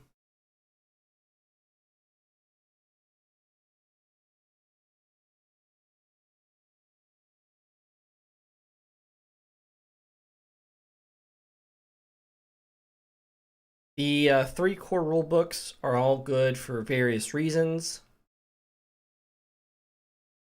Period. If you're not trying to commit and just kind of test the waters, then I would recommend the starter kit. Period.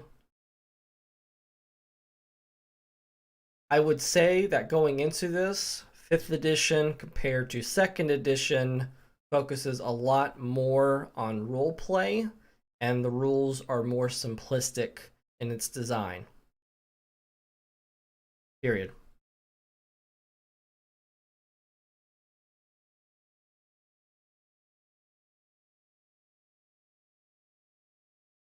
Core rule books.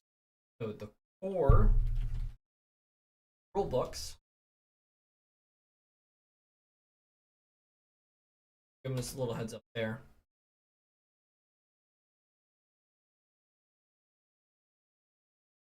Right. Okay, so I'm thinking of making a campaign whereby the party is chasing down a notorious bad guy throughout the land, but I want to get an episode to confuse players. The more the campaign develops, the more they are torn as to whether this guy had understandable motive for what he does, leaving the party to make ultimatum of to engage the bad guy or the people that employed you. Successful given the fact parties never do what you want them to. Would this be an application? Thoughts? Interesting. Um, there are plenty of ways to more or less kind of get this effect. Questionable motive, tracking people down, the people's testimony, that sort of thing.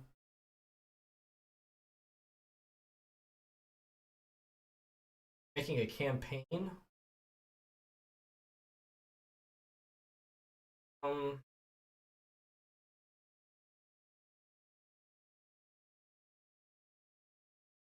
I mean, if there's gonna be an entire campaign based on this, I feel like this is better suited for a major plot point, not entire campaign.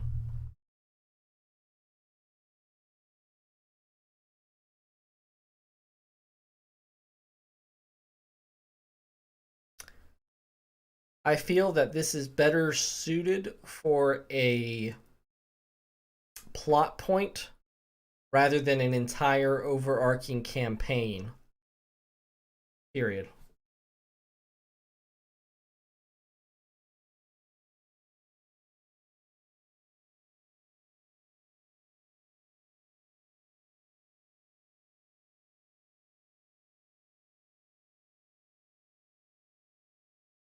If you insist in creating this kind of ambiguous character that the party is contracted to hunt or find,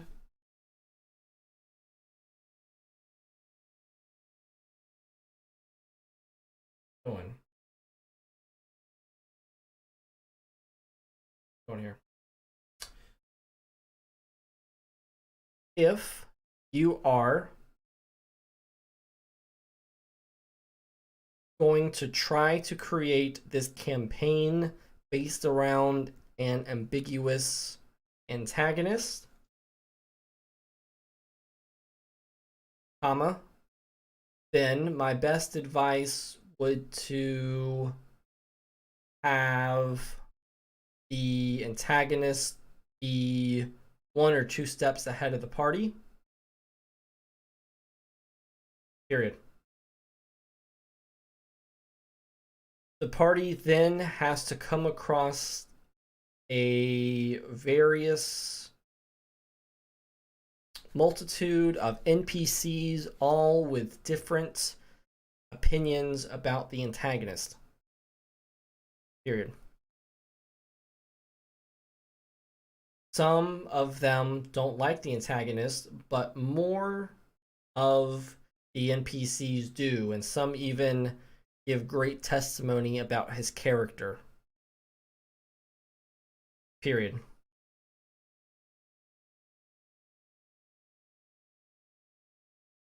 Even if you create the antagonist to be a good guy or just not worth killing or hunting down, the player characters may still do this.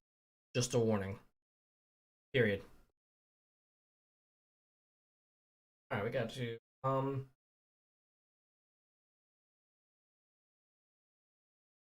like this is better suited for a major plot point rather than an overarching campaign. We're going to try to create this campaign based around this ambiguous antagonist. This advice would be to have the antagonist 1 or 2 steps ahead of the party. The party then has to come across the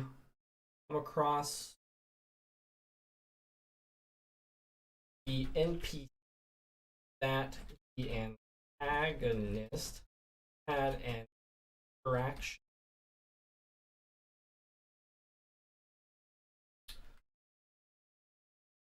All of them with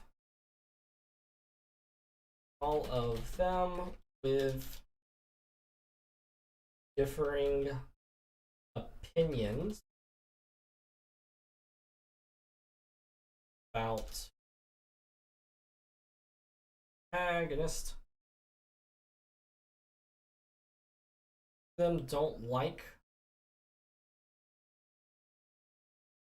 the, let's say, villain, but more the PCs do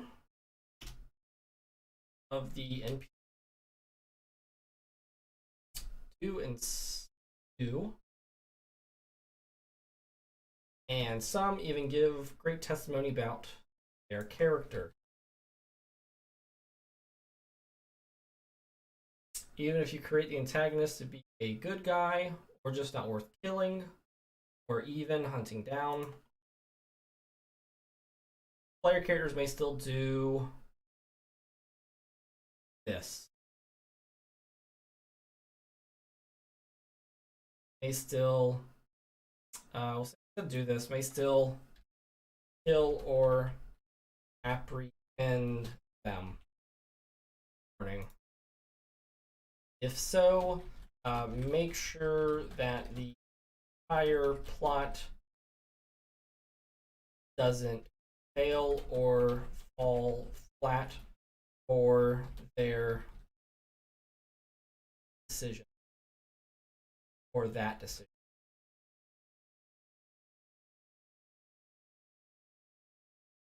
Post. All right, we got a little bit more to go here. Another break. Energies, right? We'll be back.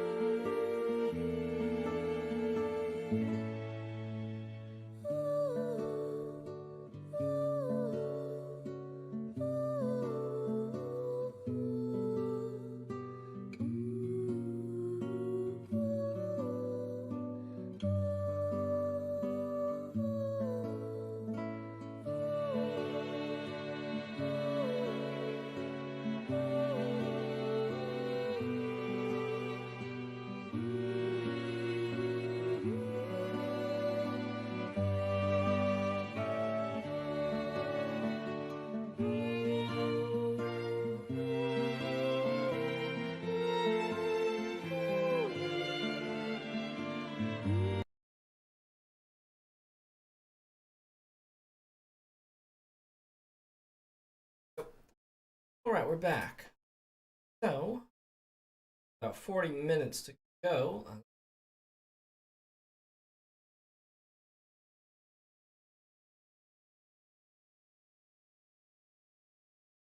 Art.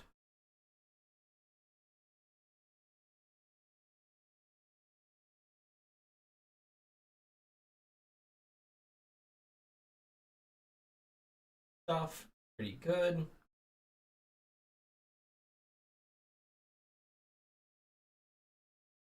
All right, let's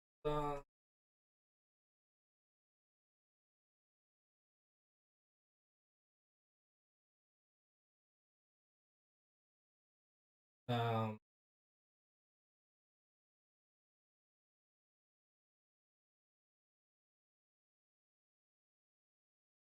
okay. If you're on another plane, could you banish yourself to get home? Let's see here. Feel like that. Okay, let's see. It works. You attempt to send one creature you can in range to their plane of existence. Charisma saving throw be banished. Target is native to the plane of existence on. You banish the target to a harmony plane. There, they're incapacitated. Target remains there until the spell ends, at which point target reappears in space if left, or nearest unoccupied space that's occupied. Target is native to a different plane of existence. Target is banished. Faint popping noise returning to its home. Yes. For another plane, could you banish yourself to get home? Your own plane. Oh, let's stay home.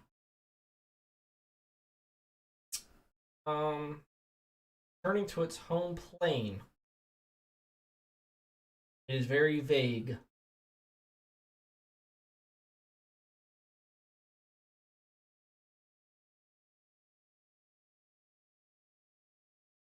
You return your home plane.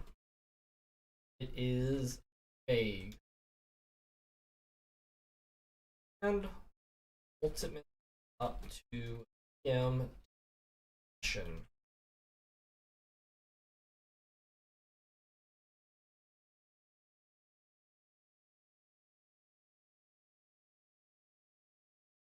All right.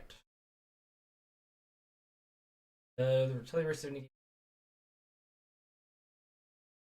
current Dragonborn origin basically makes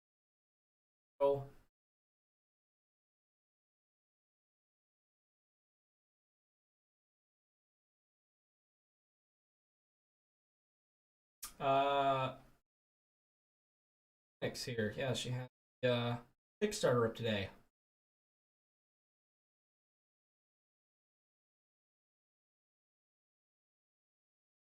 300 plus pip.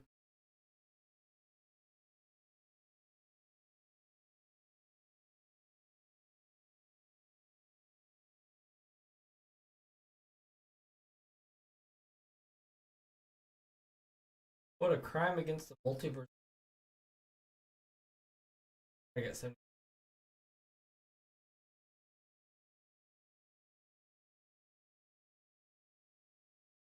Minted spam mail, multiversal spam mail. If you're going for level 20, how long do you play at that level before ending the campaign? Usually 1 or 2 seconds. Gotten to 20. Hard to get to 20 on IB campaigns. Rolling some dice. Mega Dungeon campaign.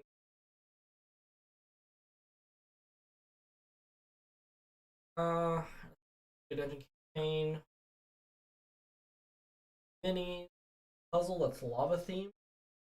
Players running Volcano God in order into Volcano. 2 good trials that aren't fights. Huh. Trials that aren't puzzles are hard to.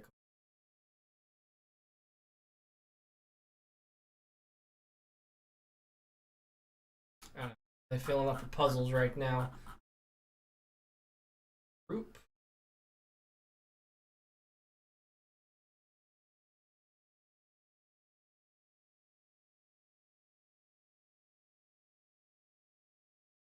All right.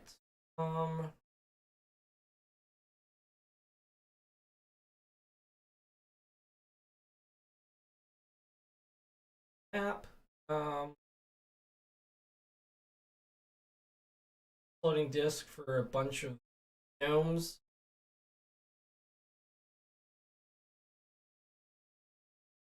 Sensor floating disk. Surfing. I think this would work.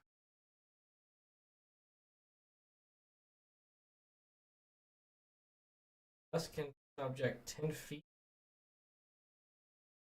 That would loosely work, yes. Disk only moves that amount, right? Sensors. Banishment.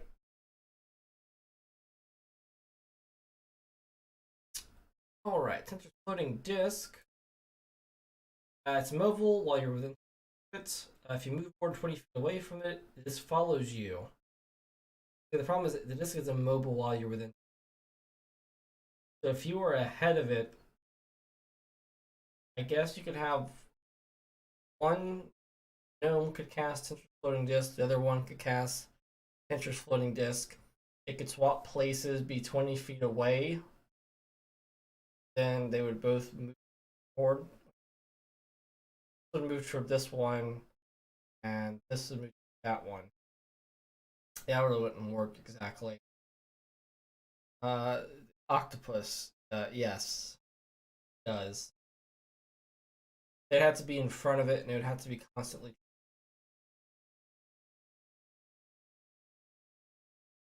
Yeah, it can move across uneven terrain. It can't move across depth.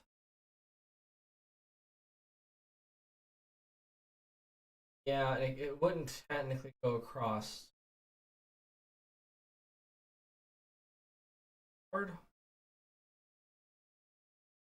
Stays up 20 feet behind the cat. Caster can stand and back in the ground. The cat follows.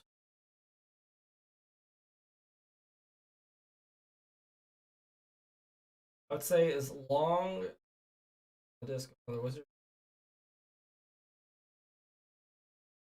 Yeah, this guy was thinking what I was thinking, but entirely.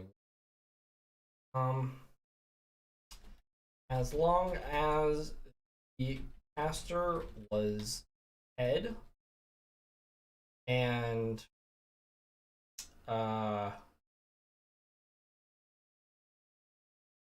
say moving at 20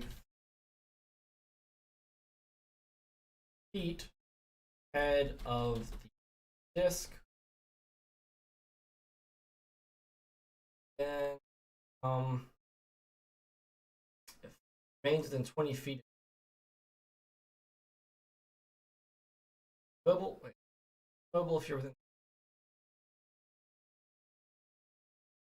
but this is mobile while you're within 20 feet of it. More than 20 feet away, all juice that remains within 20.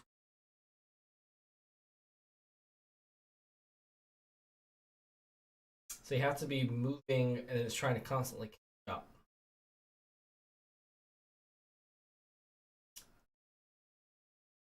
As long as the caster was ahead and moving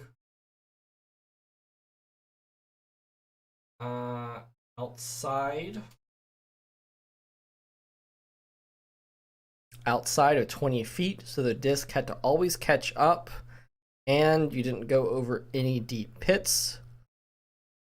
Period. They want to do dust.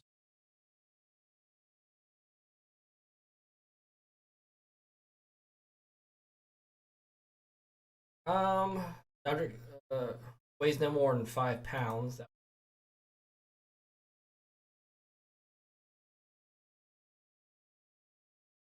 Oh, sail is I see what they're trying to do. Sail is line of strong wind, 60 feet long, 10 feet wide, blast from you in a direction you choose. Each that starts to turn the line must succeed on a strength saving throw every push 10 feet away along the line.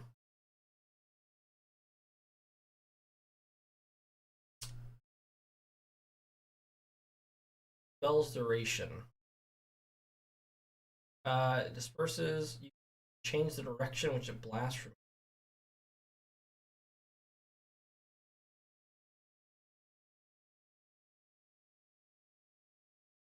Raw. That always catch up, and you didn't go over any deep pits.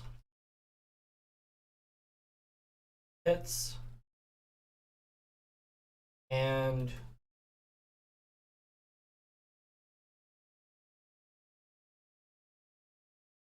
you didn't go over any deep pits. Let's do and.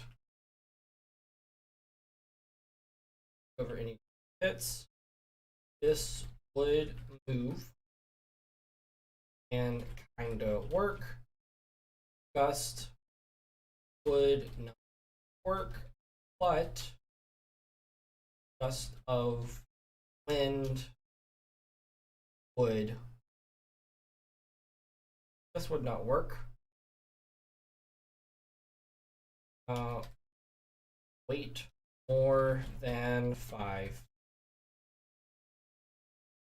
Work. We'll say.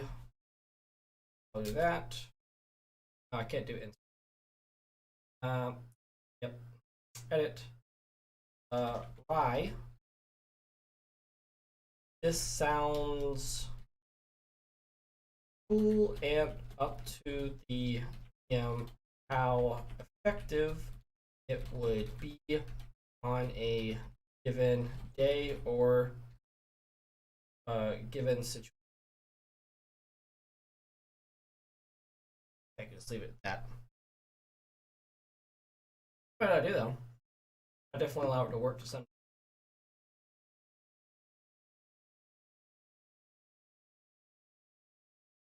You could know the group first before pitching products.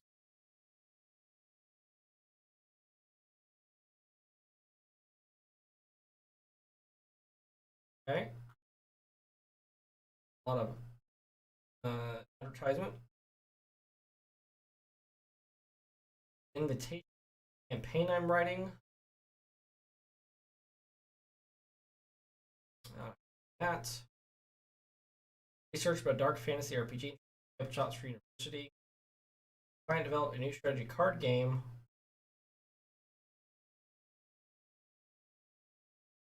English.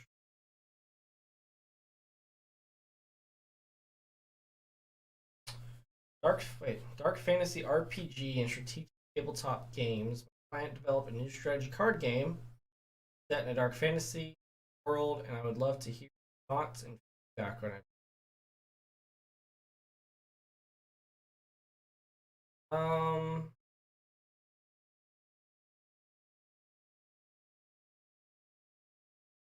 Not sure. I was gonna say,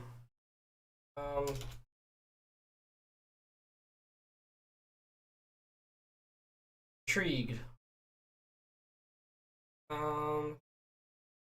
D&D and MTG, Strixhaven. Okay.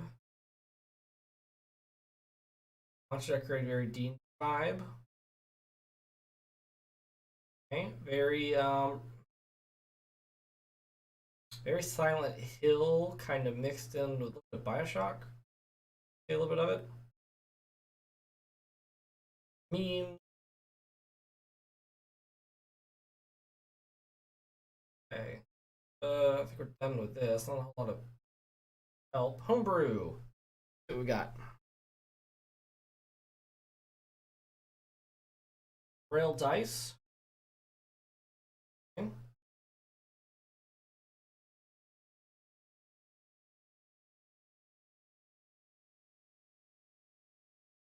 Gift card. Cam.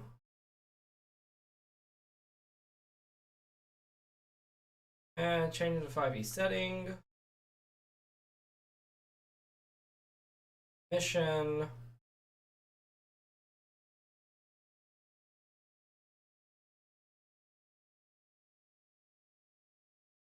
Code.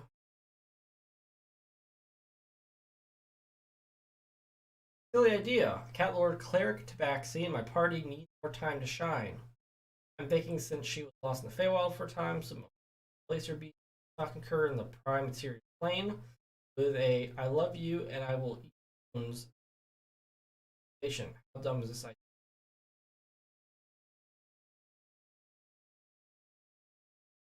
She was lost in the Feywild. This place your talking her. Wait. Is this for your character or the DM? I understand the relationship. Cat Lord Cleric Tabaxi. My party needs more time to shine.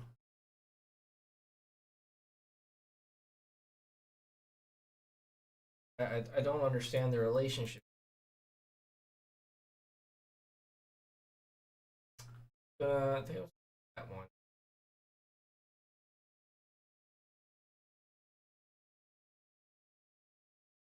Wow, that is a lot of stuff. All right, we'll come back to this one. Heard it. And we'll do Frozen Lake. From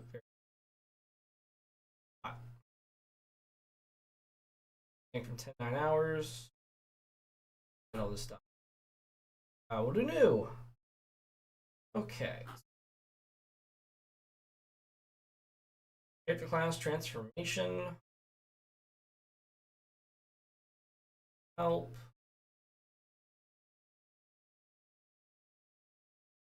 Players have joined opposing factions. Okay, that sounds interesting. So, Jimmy for president. Need advice. What we have. Sure how to proceed. Our players rolled into Neverwinter and quickly joined up with factions involving in the politics going on there. Thing is, they chose to join different factions, and the challenging planning session with the party is no longer a party. One character's general working with New Neverwinter, trying to join the Lord's Alliance. Two others join the rebel group, the Sons of Alagandor. They want Neverwinter to remain independent. Finally, my last player was likely going to join the Ashmedai, a devil worship society. Okay. Is there not requirements for everybody to be good aligned here? Can everybody do what they want? I feel like Ashmedai should probably be an enemy, not like, hey, you can join them if you want. They have a recruitment table over here. How do I keep all this straight? Plan encounters, allow them to oppose each other without creating the bad kind of tension. I don't want that to be right, but at some point let the party come together again. Seems like the players, upon naturally choosing, I don't know, this is hard. There's a lot of subtext of just players having to kind of conform their characters around one another and align goals. Everybody kind of just split up and did what they thought was interesting, and now everything's all over the place. Ashmedai, I don't know why you would even kind of have that as an option. That's gonna cause a lot of conflict. Change for presidents. The Illithids are in play. The Abelethic sovereignty. Players don't know yet.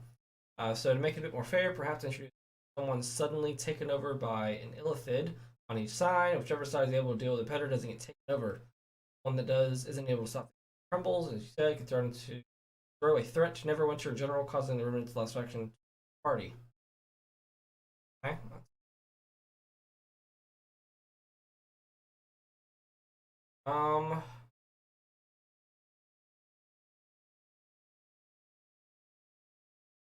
Allow them to oppose each other.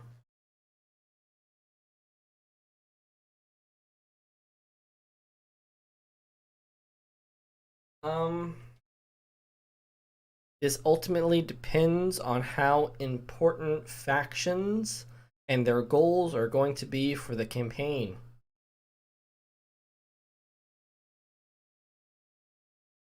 Period. Perhaps you can make this a minor plot point instead of a major one.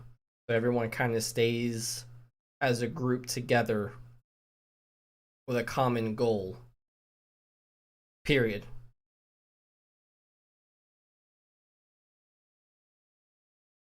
Allowing a player to join the Ashmedai seems like it's inevitably going to cause conflict down the road.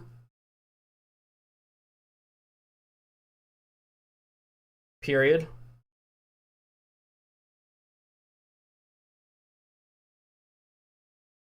Okay, especially if there is a paladin in the party. A good aligned. LG, that was a paladin in party. Having one of your party members trying to worship Asmodeus is that Probably gonna go over well. How do I keep all this straight? Plenty of counters.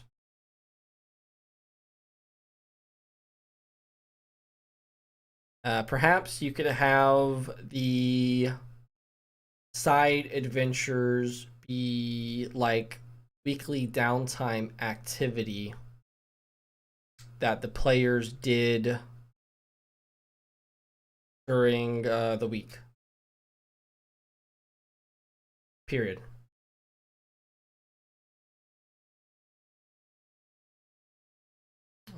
What's going on with chat here? Good.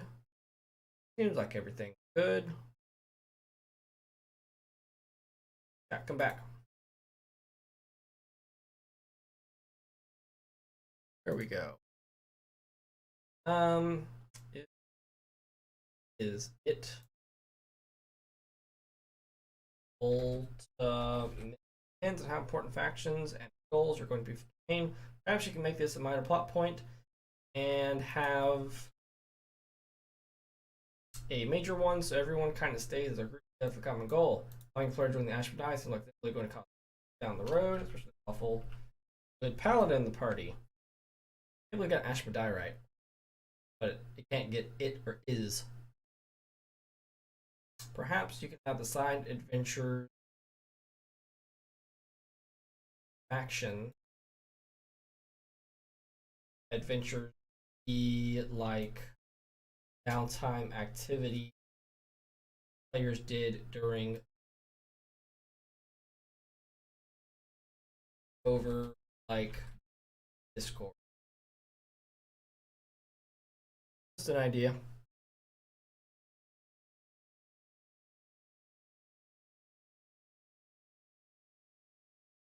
All right. Why would dragon cultists want to summon Tiamat?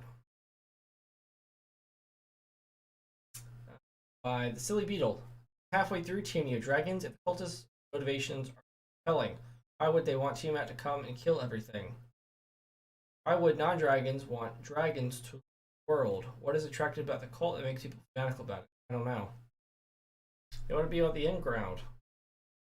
What's wrong with the classic trickle-down draconomics?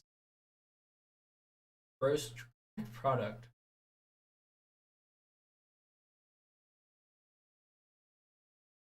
Own comet.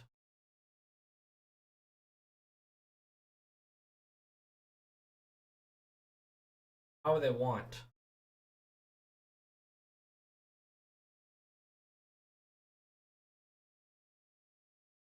Perhaps they see Tiamat's rule as inevitable and are trying to be on the winning side or inundate themselves to her to avoid punishment. Period.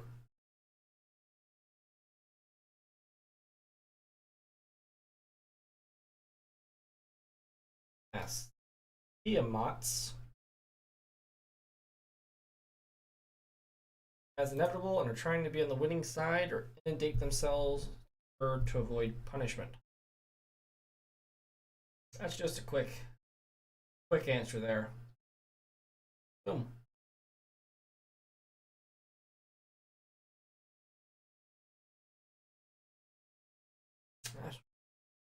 What else we got here? Minotaur Tank Bard. Fastest character creation. Nail biting timed encounter.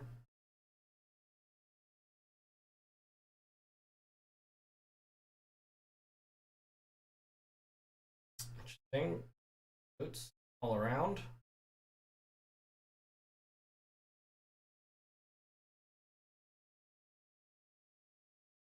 Passing by then. Slicing up Lost Minds of Fendelver. Not Daedalus 72. Hey all, I'm a first time DM who's running a campaign for 6 other first time players. Running Lost Minds of Fendelver for them, and through their quest up to 3rd level, their current level of running into problem combat counters. How much my party is allergic to them.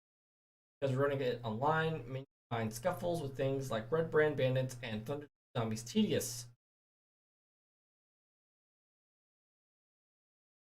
Why are they finding it tedious? This in mind, I started driving a more boss battle type combat system. They have one fight with a small group, then fight against a single large enemy later on in the session.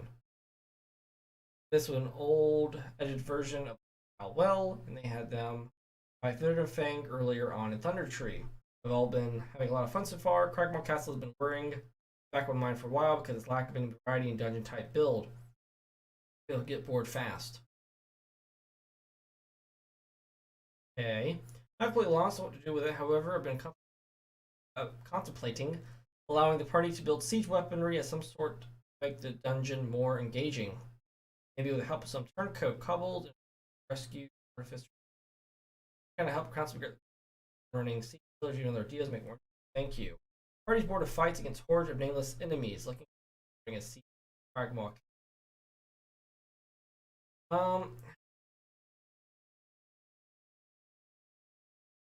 So many questions here. Why are they getting bored of combat? Is it taking too long? They just not. Do they want every enemy to have a personality and name? Tim the Goblin, Bob the Goblin, Ram the Goblin, Iggy the Goblin. Does everybody have to have a name? Most players find fun just beating up generic baddies. And as far as lack of variety in Cragmaw Castle, there is okay amount of variety given what, but I mean, it is a castle full of goblinoid most part. Not like a lot of enemy factions or monster factions or very open to various individuals. Not like you're gonna have an illithid and hobgoblin and an ogre be buddies to fight. While that might be creative, that's not thematically feasible. You can always throw out the window if they like that. Typically, they're there thematically for a reason. Um,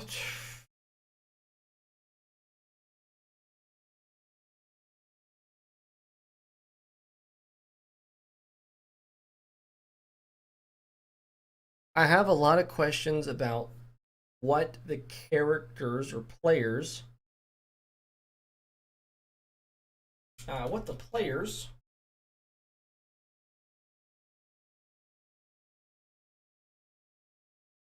don't find interesting about the base combat, or even the fact that there is a lack of enemy variety, or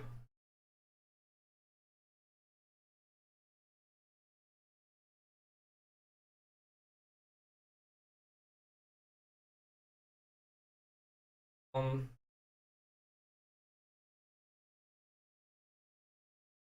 I don't want to say this. I've lost weaponry.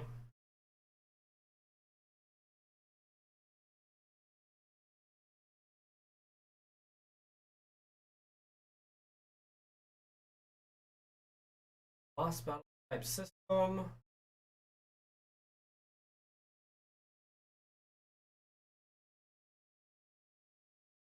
I have a lot of questions about what the players don't find interesting about combat. Um, just spitballing here. Perhaps it's not necessarily enemy variety, but the pacing of combat? Question mark.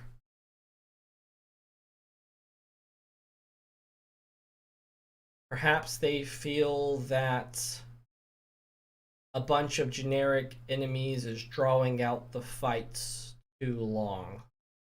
Question mark.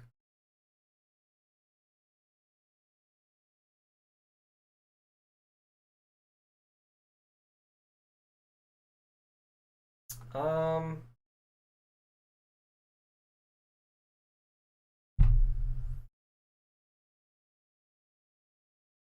Yeah. Don't know.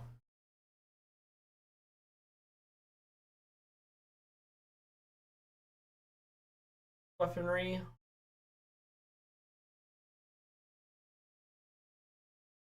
I get Cragmaw Castle sea weapon. There's nowhere like nearby that could even pull it out.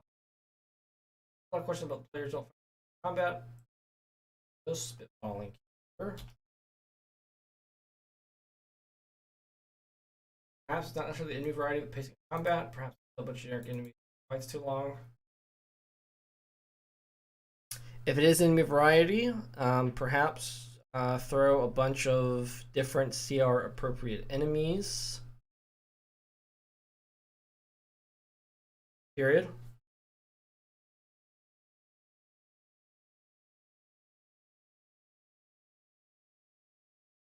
As far as sieging Cragmaw Castle, you can always use the statistics from the DMG on siege and artillery.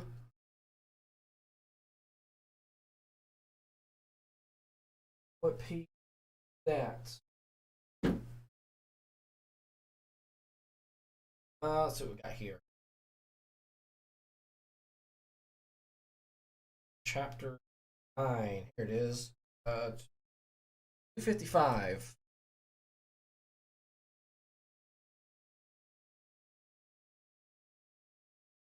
DMG. 255 on each equipment. As far as sieging Cragmaw Castle. DMG.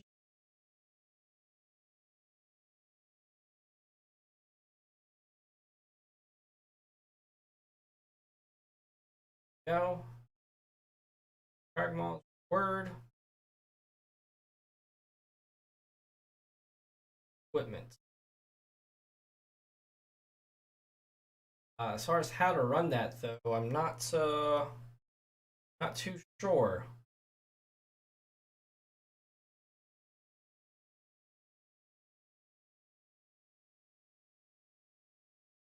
As far as my experience in running a siege, I haven't done so yet, but perhaps others online have good implementation on how to do. Period. Best of luck. Period.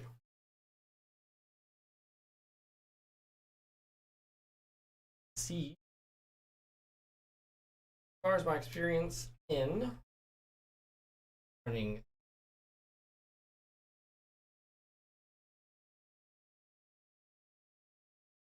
I think that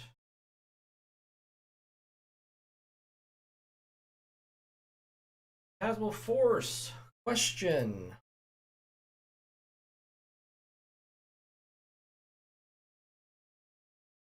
Cool. Downwards. When you cast spell, you craft an illusion that takes root in the mind of creature range. The target perceives the damage type appropriate illusion. You need one to attack damage. Here's my question. Creature is vulnerable to fire, and the illusion deals fire damage would take double damage. No. I say yes, but the extra damage would work like the spell. If the spell is broken, the extra damage would go away. It was capable of out. Rolling is niche and makes the game more complicated than designed for, but wonder what the people rolling would be. Phantasmal Force just deals psychic damage. They just feel like it's the damage type. So you could make them set on fire, but it's still psychic damage. No.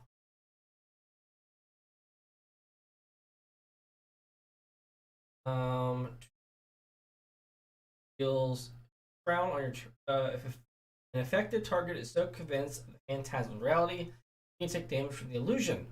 Phantasm created as a creature to attack the target. Only if Phantasm created to appear fire, a pool of acid, or lava can burn the target. Frown on your turn. Phantasm deal 1d6 psychic damage to target. If it's a phantasm area within 5 feet, Phantasm. Provided the illusion is of a hazard that could logically get damage to attacking, fire receives the damage at the type appropriate to the illusion. perceive it. Important word, perceive. Perceive the damage as such, but it is not as such. Raw.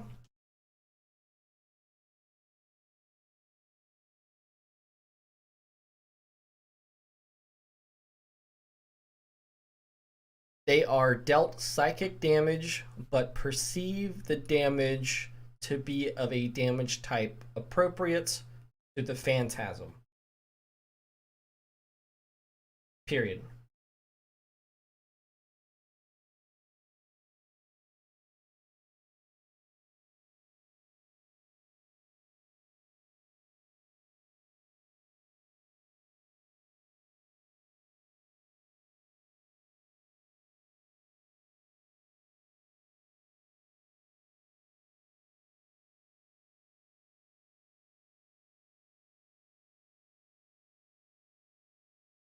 That is that one. Okay. Cool. Got 5 minutes left. I'll be able to do one more. Or if chat, you have any questions, one of them. Large scale battle system. Device. That's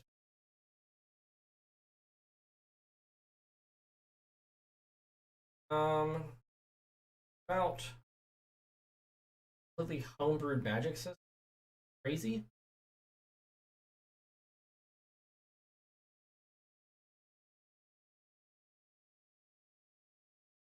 Hey Diego Brando Simp. Interesting. Name? First time DM here. Why are you trying to reinvent the wheel as a first time DM? I want to run a campaign with my friends. 1980s only. Red flags. All I have is an outdated version of GURPS, edition revised. No willingness to buy any books. Jobless student will go for part-time job, you know. All I have rolled for my campaign so far is a Tesco, and what I hate ones with all my heart. So try to run it or wait till I can buy more game book.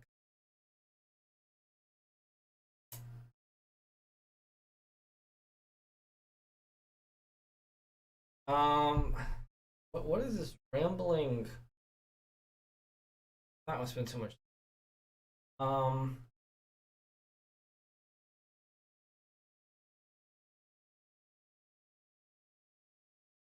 You don't do it well. Period. If you are going to try to reinvent the magic system, then playing D&D isn't for you. Period. I would recommend playing other RPG systems. Period. This is the RPG equivalent of trying to reinvent the wheel. Period.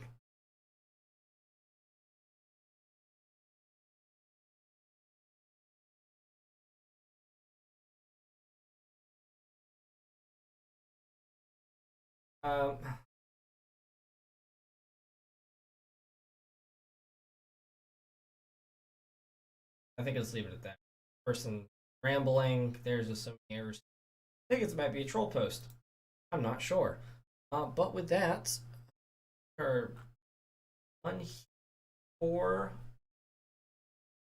our day at the D&D help desk. So let's go and see if we can't find someone to raid.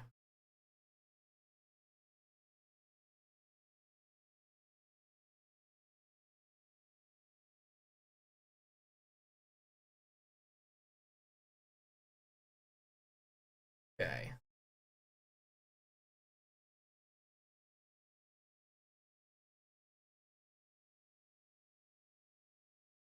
So chat, we've had a good day so far.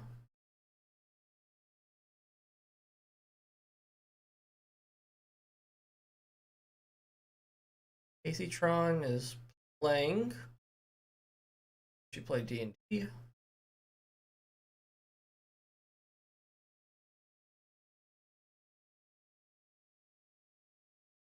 Right. And with this, go ahead and raid this person. I'm curious about this channel.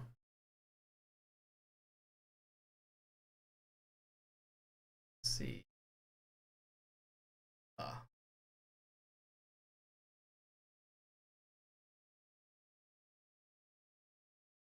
Chat, don't forget to raid a kit. Go ahead and begin the raid. Now all tomorrow.